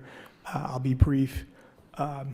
We've been working on this since August of last year. We sent a letter in August and another one in January to Mayor Go and also former city manager, Mr. Tandy, related to the Kaiser Permanente and Mason Marine sports complexes. We suggest the consideration of photovoltaics in the parking lot, and also if this is a venue where people are going to be coming and staying for several hours, like they may be coming from out of town, if they have an electric vehicle, if there's electric vehicle charging, that would just, make the air a little cleaner and make us more part of the 21st century. Also, in the interest of fairness, we request $17 million being allocated for Mason Marine and Kaiser Permanente during the fiscal year 2019-20 and this year 2021 to be followed with a commitment of $17 million for recreation and parks in the urban core. Additionally, measure and funding for recreational parks should not be reduced from the $12.8 million in fiscal year 2019-20 to $3.47 million for this year, and the $9.43 million reduction as projected. Measure and revenues are increasing from $56.7 million to $69.5 million. This would constitute, otherwise the reduction is just going to be a 73% less reduction than what we anticipated. Also, for the 2019-2020 funding levels for Parks and Recreations, we suggest that the funding be restored to the current year here and at the 22% level of funding being allocated for next year. Part of the little background here, the staff recommendations for the expenditure of Measure N tax revenues during fiscal year 2020 to 2021 were posted on the City of Bakersfield website after 5 p.m. on Friday, May 22nd. The exact wording is that the allocations are consistent with spending priorities of the ballot measure. On May 19th, previous Sierra Club recommendations with regard to Measure N funding for fiscal year 2021 were provided in person to the City Clerk's office. The clerk staff indicated that comments on the recommendations could be emailed to the City Clerk and would be read at the beginning of the Measure N committee meeting. Our concerns are that the public can't tell from the agenda language whether the Measure N committee is actually being asked to make funding recommendations. Does the language on the agenda mean that the Measure N committee is being asked to approve staff recommendations regarding actual allocations of Measure N funding? Gosh, I guess I'm going on more than my 2 minutes. Is that okay? Okay. We request that the city attorney provide a formal written opinion regarding whether this agenda language means that the Measure N committee is being requested to make formal funding recommendations. Furthermore, that such an opinion be made available to the members of the Measure N committee and the public prior to any votes on fiscal year 2021 funding recommendations be taken. Information about the distribution of millions of Measure N dollars was only made available to the public 4 working hours Tuesday, May 26, 8 a.m. until the noon meeting. This prohibits serious review of community-based organizations regarding these recommendations prior to them being submitted to the Measure N committee. This also limits the email means of making comments, which seemingly was missed from the website information about the May 26 meeting, and to be read at the beginning of the meeting as referenced by the Bakersfield City Clerk staff. Our request is that the Bakersfield City Attorney provide a formal written opinion regarding whether the Brown Act has been violated by these last-minute notifications, and furthermore, that such an opinion be made available to the public on the City of Bakersfield website prior to any Measure N committee votes on the 2021 funding being taken. In quick review of the fiscal year 2021 recommendations, there is no indication that the community was consulted. The impartial analysis by the Bakersfield City Attorney as part of the ballot information stated that the top priorities of the community would be addressed. Even before COVID-19 caused serious disruptions of regular public business, during the fiscal year 2019-2020, the City of Bakersfield did engage in a needs assessment survey of community and residents, users of parks, especially in economically disadvantaged areas, neighborhood community meetings, or provide a spreadsheet analysis showing all City of Bakersfield parks and the needs of each park. This essential work to be determined the top priorities of the community was not done prior to recommendations being developed, nor was Community Priority 12, enhancing amenities throughout the community, addressed. Note Priority 12 was used to justify the 22% recreation parks Measure N allocations for 2019-2020. The community is not consulted, and what is missing is these recommendations, especially with regard to the 2021 proposed capital projects.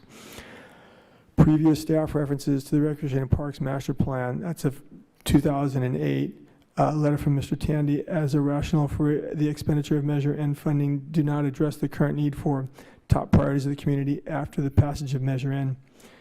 We have some requests here. Given the proposed $9.3 million reduction in Recreation and Parks funding, that the City Attorney provide a formal written opinion explaining how Priority 12, enhancing amenities throughout the community, is being addressed in fiscal year 2021 and Measure N staff recommendations.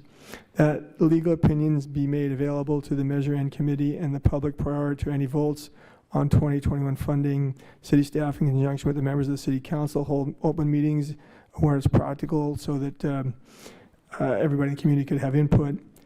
New and revised proposed capital projects list be developed for 2021 to replace the fiscal year 2021 proposed capital project summary prior to the recommendations being finalized by the Measure N committee. Capital projects can wait 60 days until the community is involved in decision making, as was the intent of Measure N top priorities identified by the community. There is no continuity between the fiscal year 2019-20 and fiscal year 2021 formatting of staff recommendations with regard to Measure N funding. This makes tracking from one year to the next difficult without clear formatting. Transparency is missing. We request that the consistent financial formatting for each fiscal year, beginning with fiscal year 2019-20 and fiscal year 2021, be provided in order for a transparent comparison of budget allocations and percentages of the entire measure and budget across budget categories. Thank you.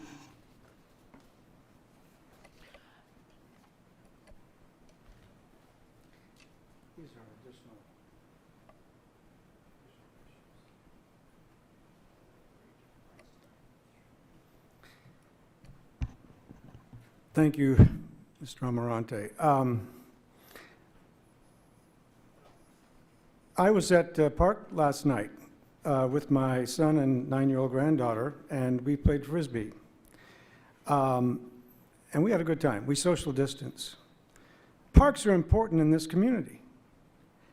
And it is not understandable how this kind of reduction could be proposed. Where is the community? The community was not consulted. We're going from 22% to 5%. There needs to be community needs assessment done with regard to what's going to happen with regard to these parks. They're a major amenity. That was in the priorities, major amenity. That's what was used last year for the allocation of that 22%. We want that 22% reinstated for the quality of life of the citizens of Bakersfield. One example, a small example. We didn't come up with this. Here was the newspaper, petition gathers support for repairs of Jastrow Park. We need to have a community survey. We need to have each ward have community meetings. We need to have surveys done. Before we're talking about allocating millions and millions of dollars to other things, we want to protect the parks of this community for the quality of life, the citizens here. And I could talk a lot more. Tony's done a fine job. I also want to add a word or two, and it's in the back here, about specifically about Kaiser Permanente. We've got a shell game going on here. That application was submitted in January 2018. There were specific commitments of city money for that application. Now we're talking about using Measure In money. We need a legal opinion as to whether you can transfer money like that. There's something that doesn't mesh there.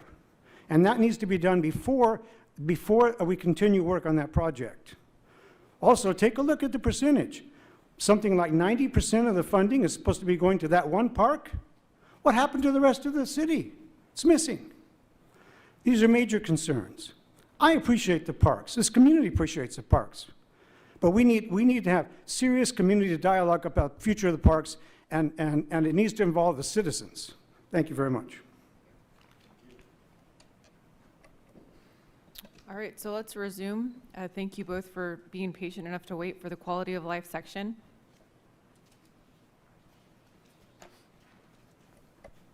Okay. We can get the presentation back up, please. Great, thank you. I'm going to, again, cover the next few slides quickly. I know we're over our allotted time, and then we'll discuss next steps after that.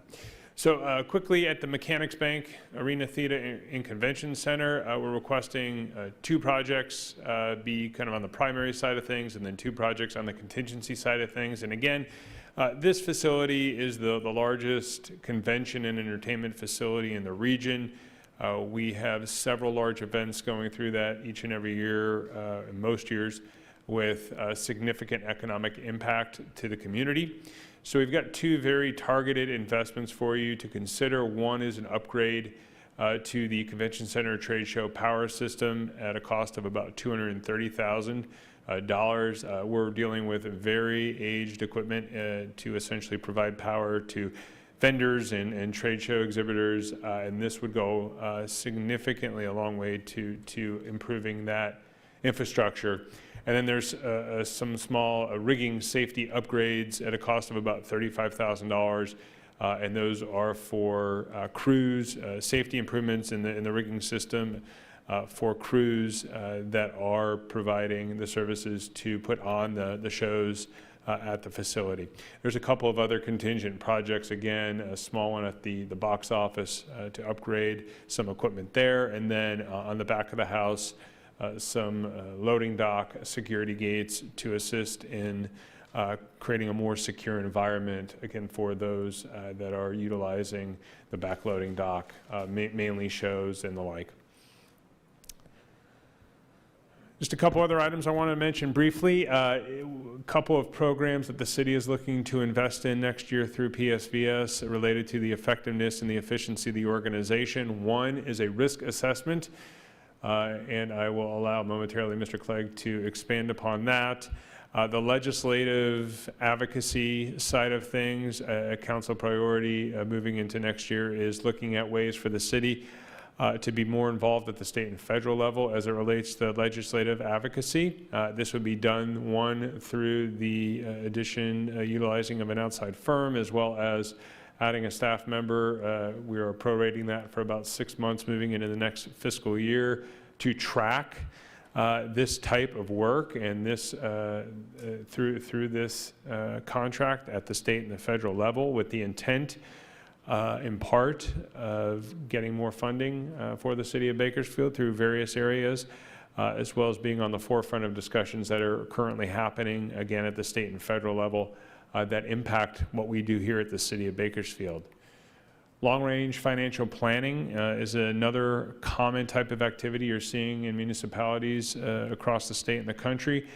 This would put in place a model that can be utilized to answer some significant key questions as we move forward as it relates to city finances. And again, Mr. Clegg will have some more information there. The Employee Development Fund, as you can imagine, travel and training dollars are at a premium given the circumstances with COVID and other areas of our operation. We're not looking to replace those dollars and send people to conferences. Absolutely not. What we're looking to do here is actually establish, in part, some internal, what I would call internal leadership and employee development type of programs that would really speak to the core values of the organization, being able to, or with the goal of providing some very enhanced customer service type of skills. And then finally, there is a request from our HR department to enhance our employee management software. And I say enhance right now. It is very paper-driven. There's not a lot of nexus in some of the documents and the information that is utilized amongst management and supervisory staff. So this would acquire a management software that fits within our current suite of onboarding type of software to better track and manage employee performance, which is necessary, again, given kind of what we're doing right now, very paper-driven. This would modernize that process. Yeah, and if I could just jump in here, this is a slide that I feel is important to provide some context for. Earlier, when I mentioned an organization in transition, this organization has experienced a significant amount of change, but I think more change is still pending.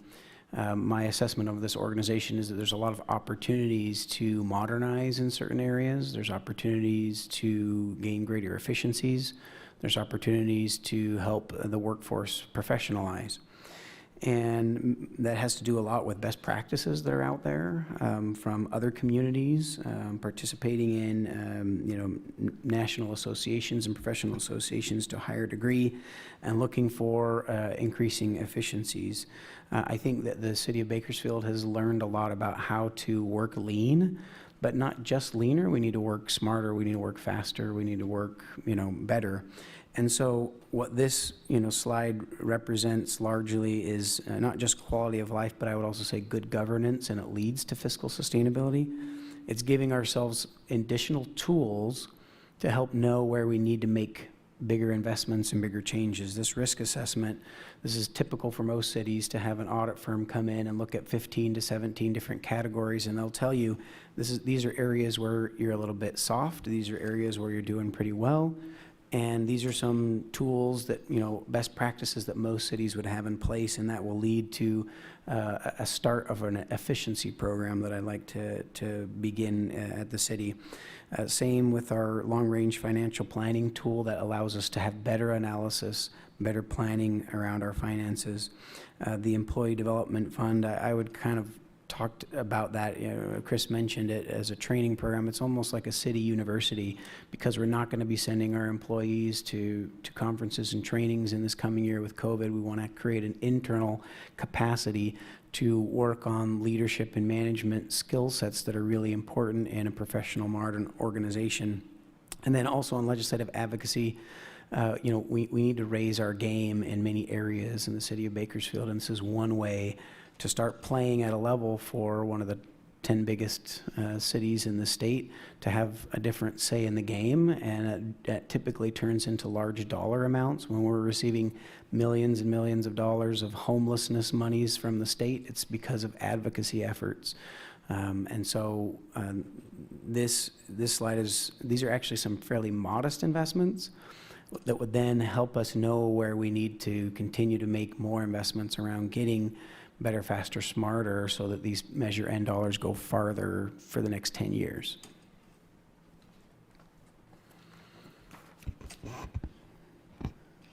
Again, I keep saying I'm close to wrapping up. I am. We have some modest staffing and infrastructure investments. Last year, we talked about the backbones of our organization to support additional officer positions or firefighters, or the work we're doing on the economic development side. It takes equipment, it takes vehicles, it takes payroll, et cetera.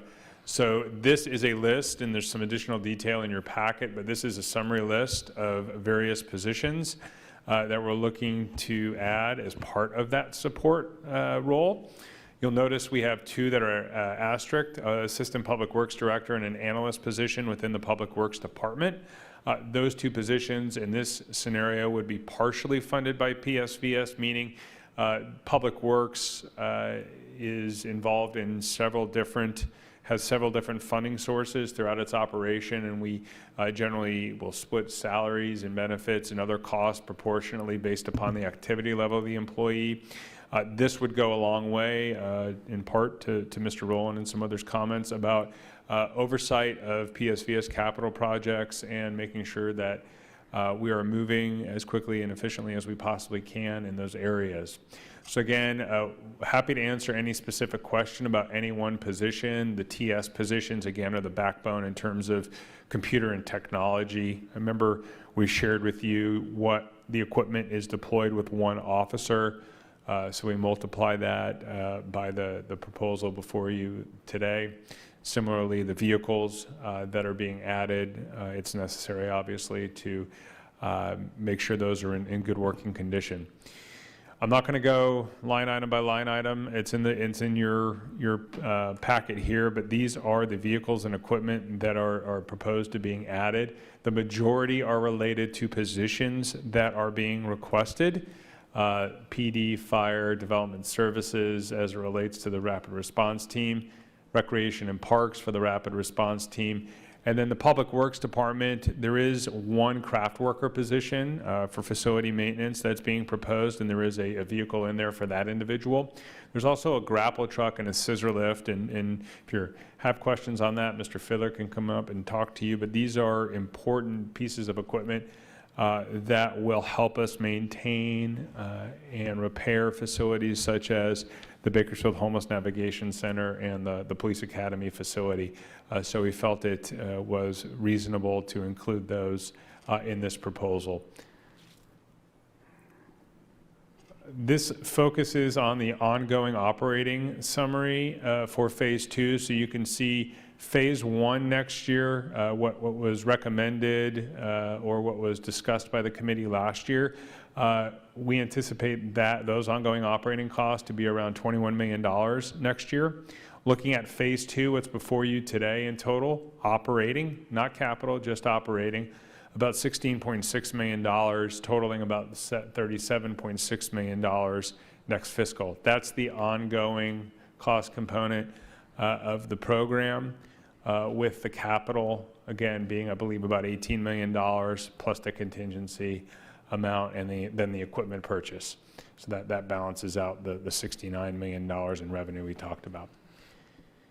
So with that, we are here at the end. Again, I know we're well past our allotted time. What we are asking you to do today, if the committee is so inclined, is to recommend that you find the proposals that I outlined consistent with the priorities of the measure in these different areas.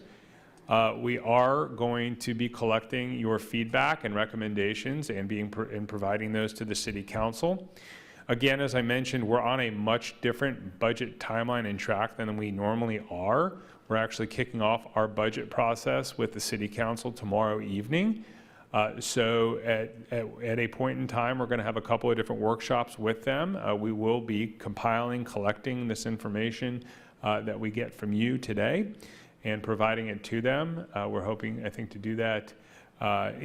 We'll try to highlight that tomorrow evening if there's certain action being made tonight or today, and then we'll obviously get some more detailed information to them, I think, on June 10th. The expected adoption of the budget will be on June 24th, and just to give you a little bit of a heads up. That's it. I have nothing more. Happy to answer any questions. Have all the staff here to answer as well. Thank you. Thank you. I'm going to go ahead and open this up to the committee members to see if they have any remaining questions or comments. Just a reminder that this is our opportunity to have open dialogue, open public dialogue.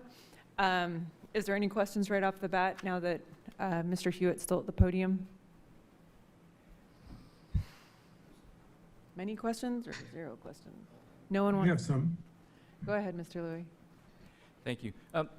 I need to circle back only because I skipped asking this question of the fire department, because we did have an incremental increase in the level of the rating. I was just curious about the response times, how they've changed, if any, over the past 8 months.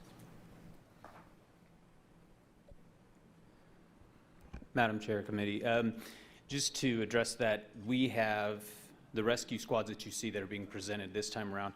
We're basically in the same as the police department. We have had a lot of issues as far as getting those back in service that happened before the recession.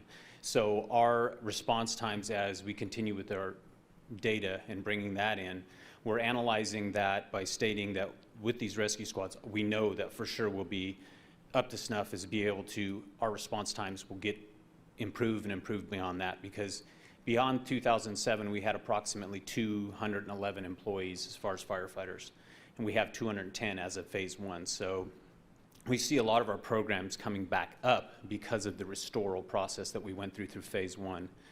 Phase 2 will allow us to actually put those firefighters on the streets that will cover those core areas. And those rescue squads will be in Station 6, which is Union and Brundage, and in Station 2, which is off Baker and East 21st. And that will allow us in that core area to keep those response times much shorter and more effective at that point in time, because that is where the core of our calls come from. Thank you. I had another question, but not relating to the fire department. Under legislative advocacy, we've got a 6-month proration for the assistant to the city manager, cited at $73,500. Is that just salary? Is that the fully burdened rate? That's the fully burdened salary and benefit cost. Thank you. Just a follow-up in regards to the staffing proposal detail as well. With the technology services, you have the supervisor and the analyst and the technician. What is the ratio from a supervisor to support staff normally in these departments? I have Greg Provenos come up. He's our Director of Technology Services, and speak a little bit about the positions and answer that question.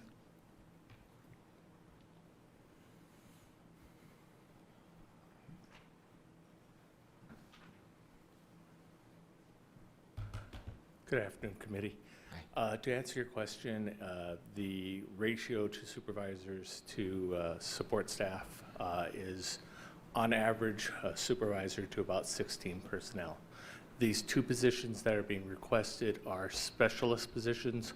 One is going to be a security manager, for a new security team to the analysts that are being requested.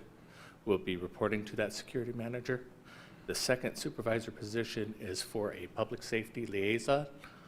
Currently, there is a lieutenant in the police department that handles all the technology for police and their interface with technology services. We want to bring that position back in-house and return that lieutenant back to policing, so. Okay. Thank you. No.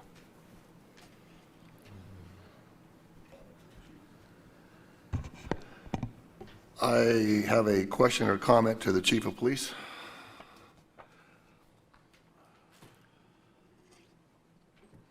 My concern is that we added approximately 30 positions last year, and it looks like we're going to try and add another 30 this year, which I think is fantastic, and I'm completely in favor of. But one thing that concerns me is that I think the biggest threat to public safety in Bakersfield is not violent crime, but traffic incidents and people that are driving crazy. That's the greatest threat to public safety I think that we have in this city, and yet I see out of 29 people being added this year and another 20-some that were added last year net, that we only have 4 motorcycle officers that we're going to add this year. Can you address why we're not, addressing the issue of public safety in traffic enforcement? The motors is the equipment that's being added to the department's fleet. The change in the complement in traffic officers within the traffic unit is about 20 to 26. That will not change, but we're asking for the additional equipment with the motors specifically, to enhance our abilities to deal with the issues that you're talking about. Street racing, the ability to respond to accidents more quickly given traffic density, their ability to go into neighborhoods and do some focused enforcement. This just adds another layer, another tool for us to be able to do that and be more effective. I agree with you, and that is going to be a focus for us going forward next year, is the ability to reduce traffic collisions in the department or in the city. But you're saying, if I heard you correctly, that the motors are to go to people that are already currently in the traffic division. You have no plans to increase the size of the traffic unit this year? We're reviewing it right now. We're looking at the traffic fatality numbers for the last 2 years. We had an increase again last year in the number of traffic fatalities. And so that is something that we are evaluating to take into the earlier conversation about our response times. We're looking at a broad range of things to ensure that we can be responsive to the community's needs in a broadest, most effective way. Okay.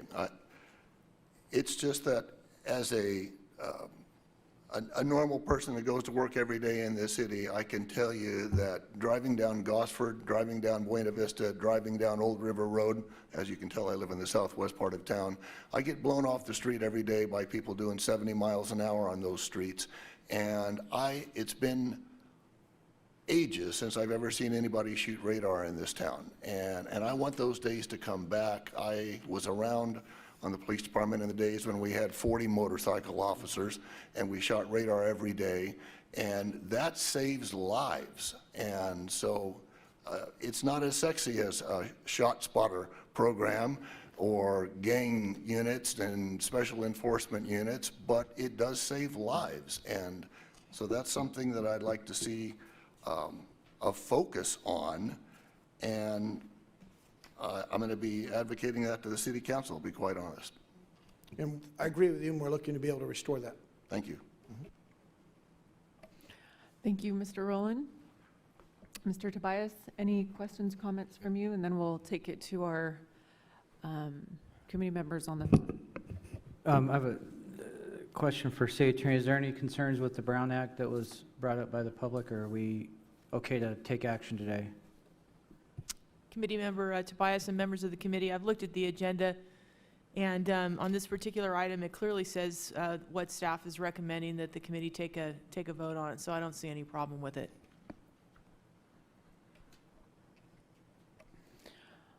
Anybody from the phones that have any questions? It looks like Barry might. I do. Thank you, B. I have kind of a general question on the overall budget. in my assessment, a 10% projected drop in revenue sounds extremely conservative based on the uncertainty that exists today.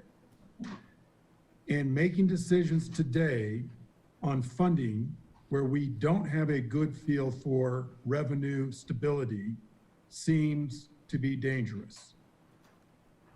At the same time, with the uncertainty out there, moving forward with 91 employee hires in the face of the unemployment that we have right now also seems a little bit dangerous with taxpayer money. The question is, has this list been prioritized? And can we go through a priority list and find the top need things, whether they be public safety, health and safety, or something that has matching funds that will sunset if we don't fund with city money now? Those items may be moved forward. The rest of the items get deferred until September or October when we have a better feel for what the true impact is on the city budget as retail sales begin to come back. Thank you, committee member, for that question. Through the chair, I would respond that it's a really good point, and we've been concerned about that. How do we make sure that we balance the desire and the hunger to see the improvements that Measure N was meant to provide with the caution and conservatism that the economic situation merits? So there are three different factors I would point out. Or maybe three ways that we've, adjusted for this. One, of course, is we've reduced our anticipated revenues by that 10%. Because, and what went into that, of course, was in-depth analysis, talking with other cities, talking with the League of Cities, talking with sales tax consultants, doing our own analysis, looking at trends from 13 and 14 and 08, 09 when we saw those other recessions. So we looked hard at the numbers, but that number to me, frankly too, that number to me didn't look high enough in the reductions. And so that's why we created that contingency list. So I think the request is to prioritize, and we've done that by saying these are projects that we think can move forward July 1, but there's another whole set of projects that we don't recommend moving forward with until January 1, when we've had a chance to watch the economy and see where we're at. So that's a second bucket, and we're looking at that as our significant contingency. In addition to that contingency, we're putting aside this, $9.5 million towards reserve and contingency.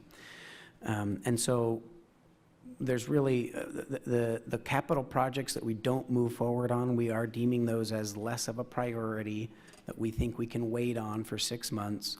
And that's a second built-in contingency, and it's close to the same dollar amount. I think it's about $8 million. It's almost another $9 million in contingency. And then I actually appreciate the question, because I just want to throw this out here. Mr. Huot is correct. We don't have the final numbers yet of what that unexpended balance will be from this year's PSVS funds. Our recommendation, my recommendation, will be to this committee and to the council, whatever unexpended funds from this year, because we didn't hire everybody on July 1st, we hold that as contingency as well. I would just note really quickly that the importance of delivering Measure N dollars to the 13 priorities and the expectations of this community is huge. I have felt the importance of that listening to folks in this community over the last couple of months.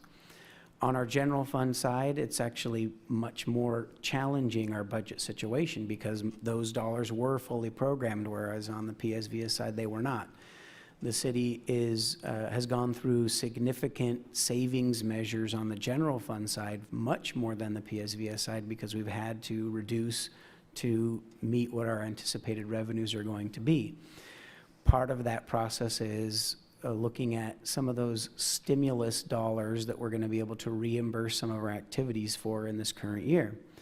But for example, if we got to a point where we aren't achieving enough reimbursements from the stimulus, or revenues get worse across all funds of the city, we may be at a point where we would look at having to eliminate positions on the general fund side, or lay off folks or just hold positions, more positions vacant. We're actually going to hold a few positions vacant the first half of this next year. This is all outside of PSVS, but I wanted to bring it up and highlight it because if we got to a point where we were looking at significant cuts on the general fund side that would really disable our ability to continue to deliver on the same issues that PSVS was meant to address, we would come back to this group and the council and say, we're looking at cuts at this point. What do? We want to hold the unexpended revenues from this year in a contingency bucket, however much that ends up being, that would be sort of that first tier of defense. Then we have our $9.5 million of contingency that we've proposed to you today, as well as another $9 million of contingent capital projects, so that we would have 3 tiers of protection against the economic challenges. I know that was a lot. If I can answer questions about that, please let me know.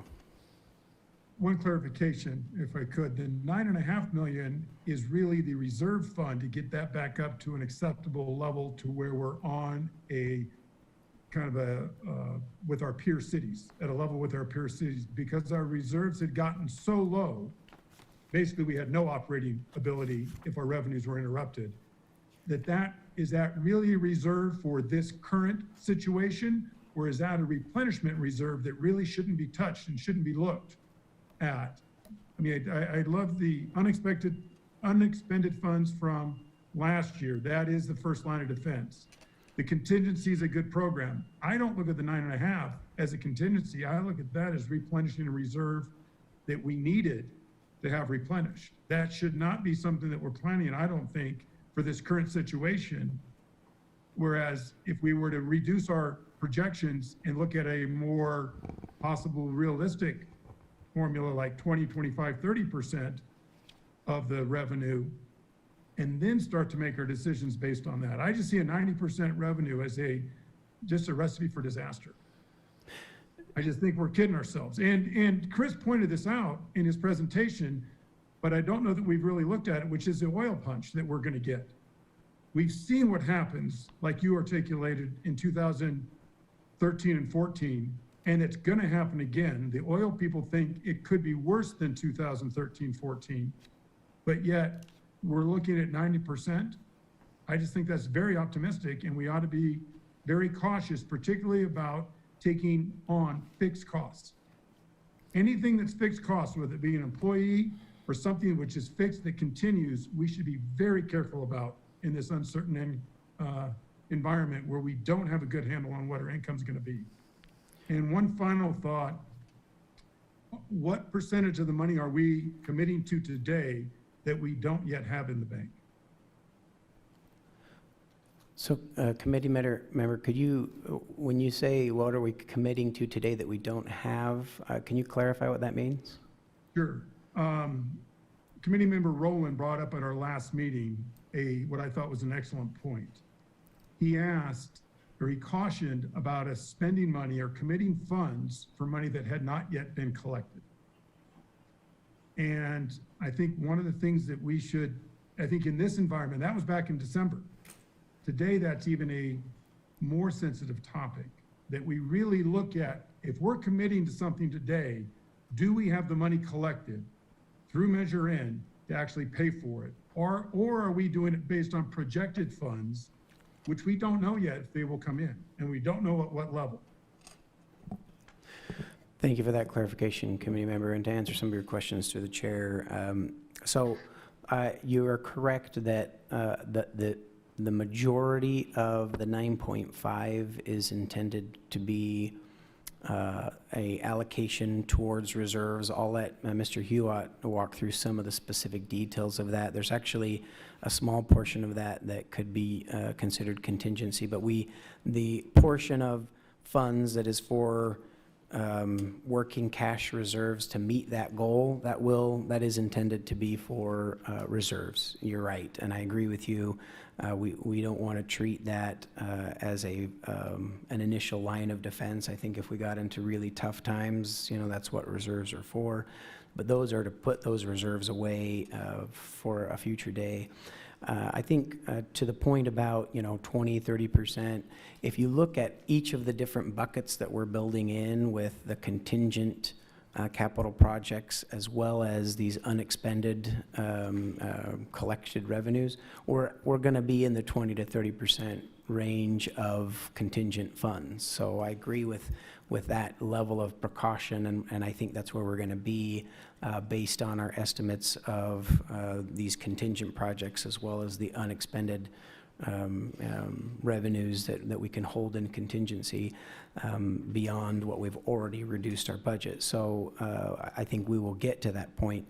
As to the question about whether we have collected all of the funds that we're programming here, the answer is no, we have not collected all these funds. These are projections of what will be collected throughout this year. I think while that is a very conservative approach that would have a level of certainty to it, if we based our budget off of that, I don't think we would bring forward any budget because we just don't have those collections until much later dates. And so we probably couldn't move on anything today if it was based on that factor.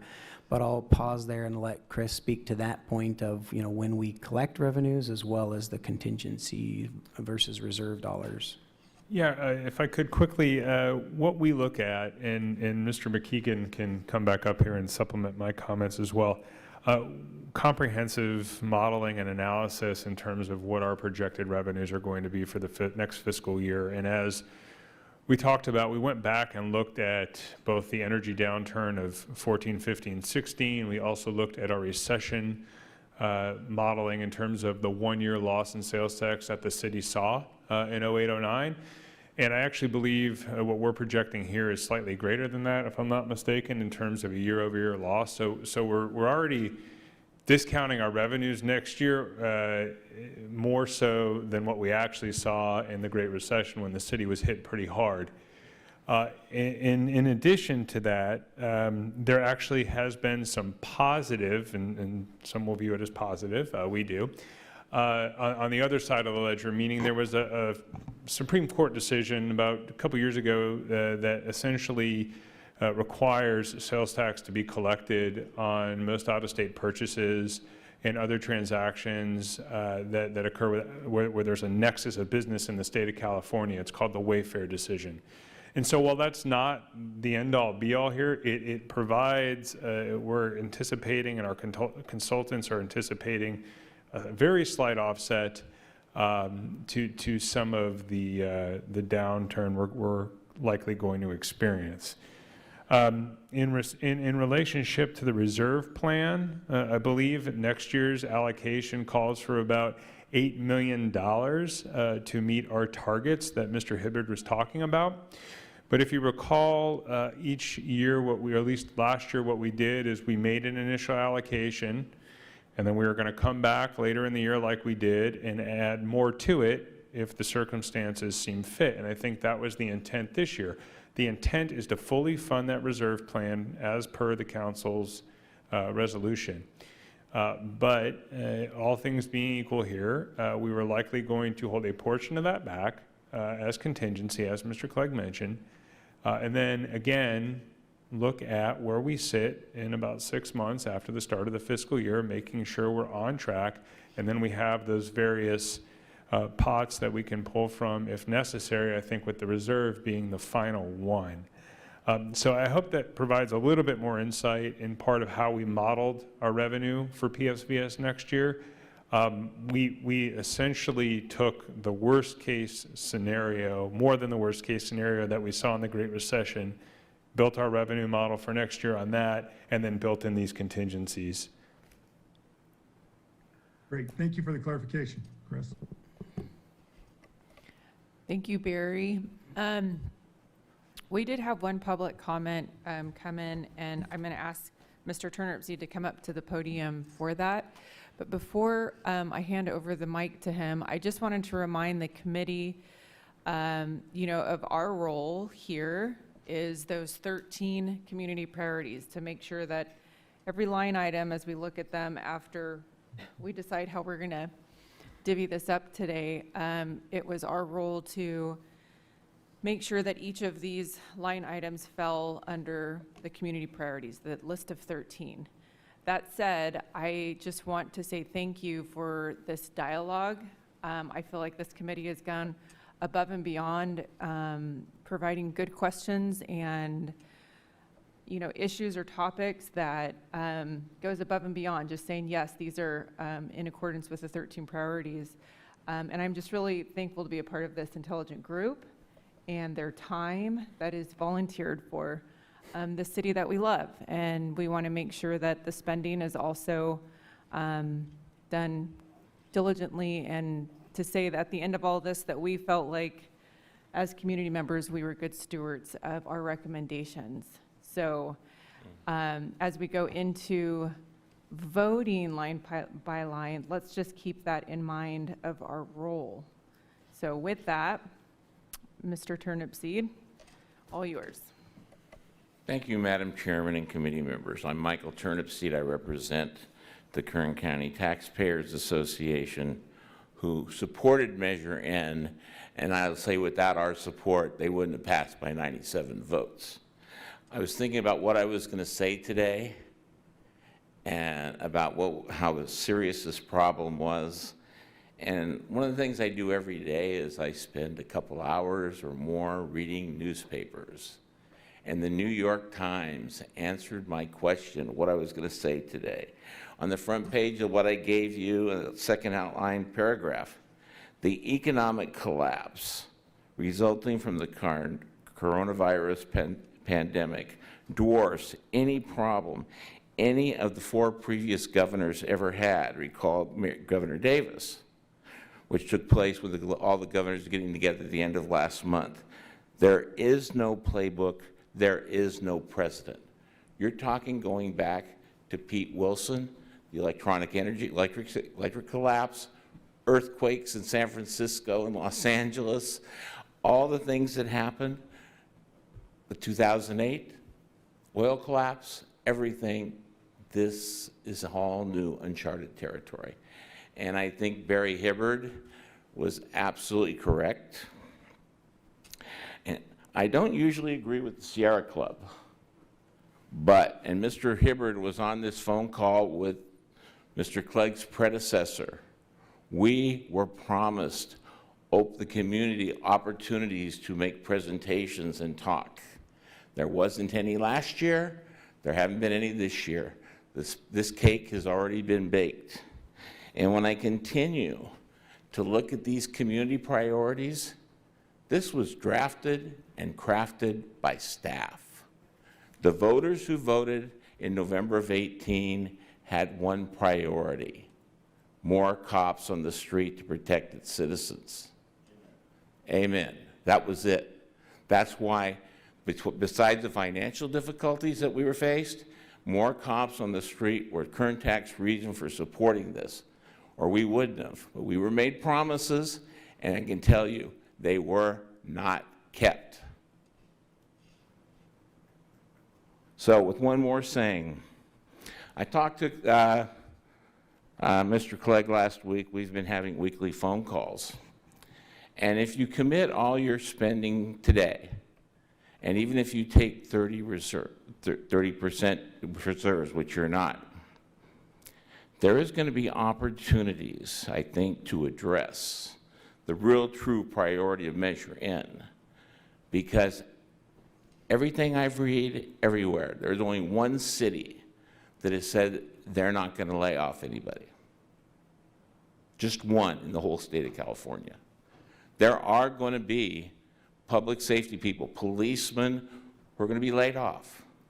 And we have to be prepared to pick up these people. If we have to hire, if we can hire 40 or 50 cops in one fell swoop because we have Measure N money, if we don't squander it on some of these other priorities that is not as important as cops on the street. That is the #1 priority of Measure N. And if we can spend, if it costs us $10 million, and you know what? If these are all young guys, single, living wherever they live, offer them a $25,000 bonus. But don't offer it just so they can squander it. Use it as a down payment on a house that they can buy that they can't buy in the Bay Area, Orange County, San Diego, anywhere else. This is time to be smart. This is not time to spend our money on things that aren't real. It might be on the list of 13, but they're not on the list of what's number 1. And that's getting more cops on the streets to protect the people who live here. Thank you very much for your time. All right. Do you have a comment? Go ahead. I want to say, and Committee Member Hibbard, you're not here, so I want you to know that I completely agree with everything that you said, and with regard to being conservative in our allocations and appropriations. And I agree with Mr. Turnipseed that I'm looking right now at the 13 community priorities that were the basis for Measure N, and I can immediately identify 5 or 6 out of the 13 that are public safety, police-related desires. And again, that's what the people wanted when they voted this tax increase. They didn't want trees and bushes in the middle of the islands in the city. And quite frankly, I'm concerned about $7 million being appropriated for low-income housing. I'm very much in tune with the homelessness issue, and I think we have to address it. But $7 million appropriated for low-income housing, how? It's not enumerated here how it's going to be spent. How are we going to address that issue? Where are we going to spend the first $3 million, which we're going to guarantee if the City Council approves this? So I'm concerned that enough is not done to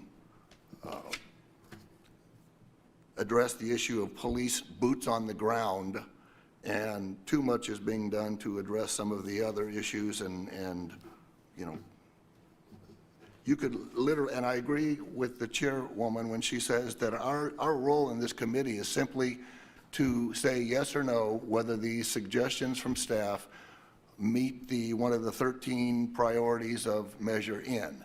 But if that is all our role is, then literally the staff could come to us and say, we want to put $69 million worth of facade improvements throughout the city, and we would have to say yes, that meets the goals of Measure N, when in fact that's not what the people wanted.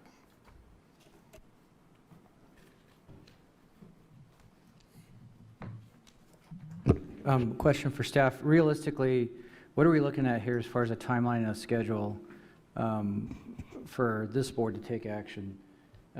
There's a lot of information that we received, late Friday, and I don't know if everyone's had time to digest everything. Is there the option of coming back to review these further and take action, or what's the schedule? Yeah, first I would just speak to the constricted time frame and appreciate that this is not how I envisioned my first budget process going for the city of Bakersfield, nor this particular process with this Oversight Committee. With COVID, we have had to basically do a 4 to 6 month process over in about 2 months and have this information ready for the City Council to be able to take their action on June 24th. One of the things I would reflect is that it's not as simple as, well, this committee can vote anytime before the 24th, because we do need to be able to reflect your actions in advance for council to have that information to digest for them to make their decisions as well. That being said, we came forward today to ask for a recommendation from this committee. Could we schedule a subsequent meeting to take the vote? We could. I'll defer to Chris to talk a little bit about, how much that constricts the rest of our process and how much room that we do have. But it will be a challenge for us, and that's why we were looking for a vote today. Yes, Chair Sanders and the committee, just to respond and comment on the item.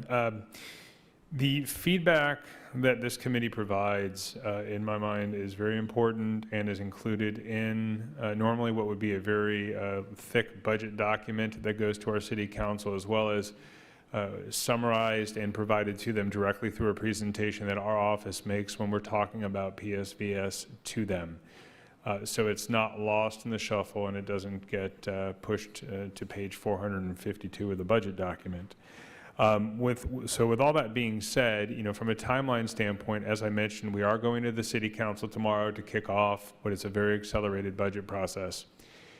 We would, in my mind, simply, state that we had made this presentation to the committee, that they are considering the proposals that are before them or would like to digest those a little bit more, and that we are scheduling a follow-up meeting, should this committee want to do that, in the next week or two, in my mind, prior to June 10th, if possible, to hear and receive the recommendation. And that would kind of outline in my mind how this would have to play out if you're not comfortable in making recommendations today.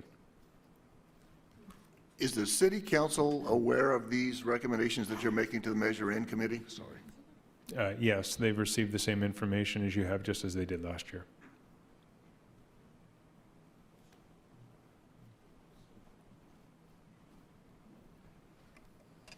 I'm wondering if among the committee members, I think we lost Mr. Keller. Is Connie still on? I can't tell. Is anybody ready to vote on any of these line items today?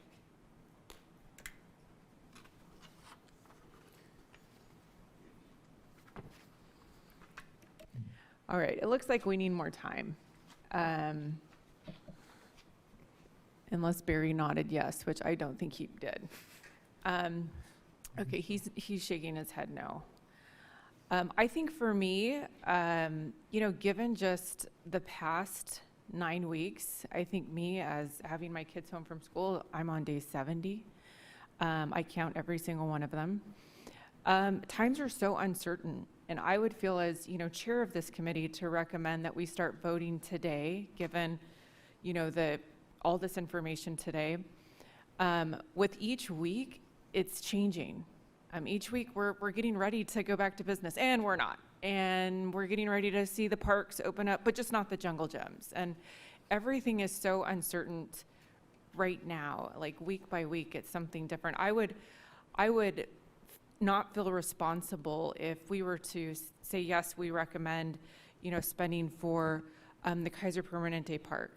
And then no one can even use it till next January at the earliest, right? However, maybe that's the best thing to do, is to work on it, while no one's able to use it. I don't know. There's so many uncertainties.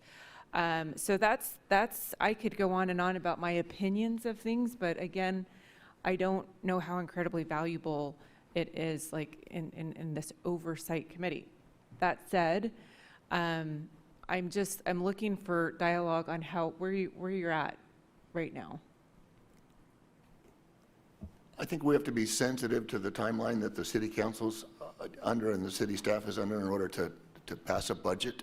So I'm not looking for any kind of a long extension on our vote, but at the same time, yeah, it would be nice to have a few days to reconcile all this information, maybe make some other recommendations, and even get more citizen input.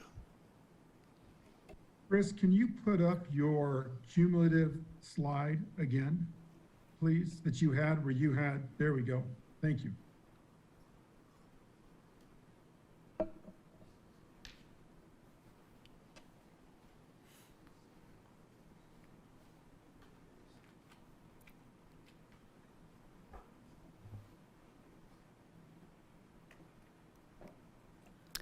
Madam Chair, if I may, from a staff perspective, I think we respect the constricted time frame as well.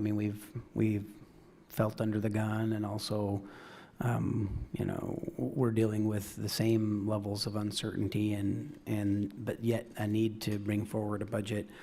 I think we could probably schedule a meeting, within this next week that would give some time for folks to contemplate at least the information that's been made available. I think one of the challenges is that we won't have certainty soon enough to make some of these decisions, but I think to be able to at least give the time for folks to have the ability to digest. We could, schedule another meeting early next week that would get the information available in a time that we can still get it to the city council before June 10. And as Mr. Hewitt noted, this is going to be an interesting year that I think we're going to come back to the city council and probably this group, not just at mid-year, but we'll probably come back, once a quarter to this group and to the city council to review where we're at with revenues, where we're at with some of these programs. And so we do anticipate having to be a little bit flexible in fleshing out where things truly are over time. But I think as an interim step, we could at least move forward with a meeting next week that would give folks a little bit more time, but then still make the decisions that are required of us in advance of July 1 to have at least a framework for a budget in place.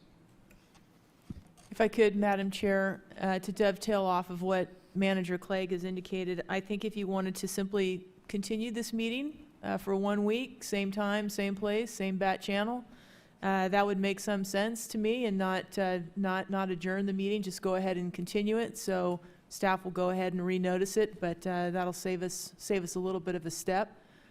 I would also indicate to you that, remember, whatever information seeking you do between now and a week, I think staff encourages you to do that, but you need to be transparent about it. So when you come back a week from now and you decide to vote a certain way, and perhaps you've asked some questions along the way, you need to share that with your colleagues, because you all need to be getting the information at the same time. And so this isn't really an opportunity for 9 of you to go down 9 different avenues and come back. So certainly a time to reflect and digest on the amount of material that the staff has provided you is absolutely reasonable and admirable.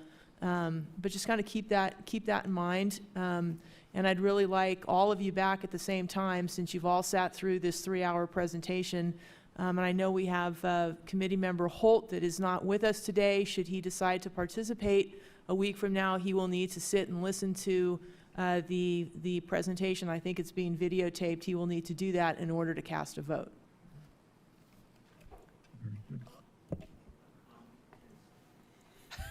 I'm going to ask everybody to look at their calendar, and instead of 7 days, the first, hang on, 3rd, 4th, or 5th of June would be a Wednesday, Thursday, or Friday. I'd be willing to meet one of those days. Does anybody have other dates? I'm fairly open, so. Mr. Turnipseed, you have 10 seconds. 10 seconds. We're going to do a countdown. Madam Chair, this is not the city budget. This is Measure N. Through you to the city manager or to the city attorney, is there any legal requirement that any of this is actually spent, or can all of it be just pushed forward to the front to more certain times? They don't have to allocate and spend all this money by June 30th, I don't think. Go ahead. Members of the committee, Mr. Turnipseed is correct. I mean, what you're doing here today is a recommendation, but I think I speak for the council and the rest of the community when I say they want you to make that vote. They want you to do something along those lines. But if when you come back, whether it's a week from now or it's more than that, if you decide that you want to do something different, as Mr. Turnipseed suggests, you're free to do that.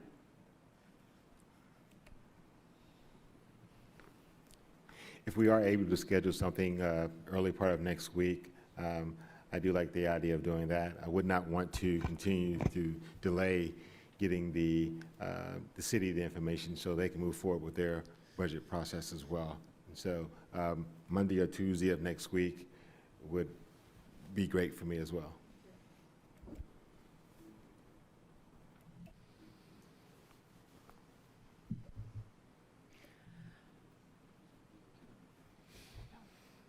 A week from today, so Tuesday, same time. All right, well, if that works, Barry, we're proposing next Tuesday, same time.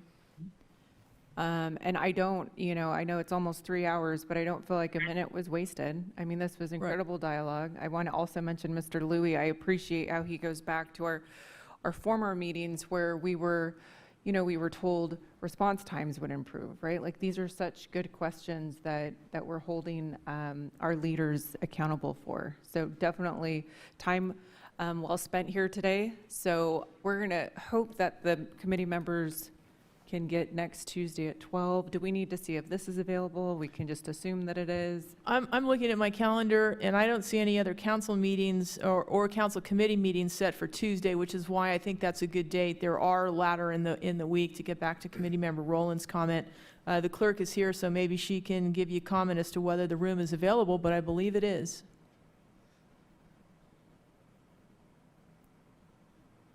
While she's looking at that, can you remind us on the Brown Act that we are not supposed to get together for dialogue on the agenda items? That is correct. There is not supposed to be a collective concurrence of a majority of you outside this room.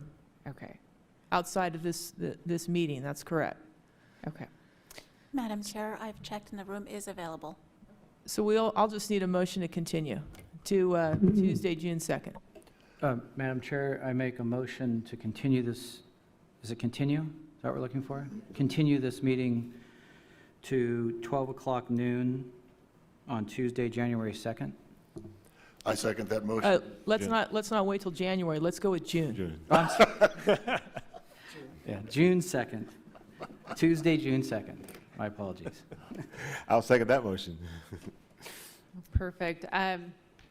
All those in favor, we'll do a roll call again. Chair Sanders? Yes. Vice Chair Hibbard?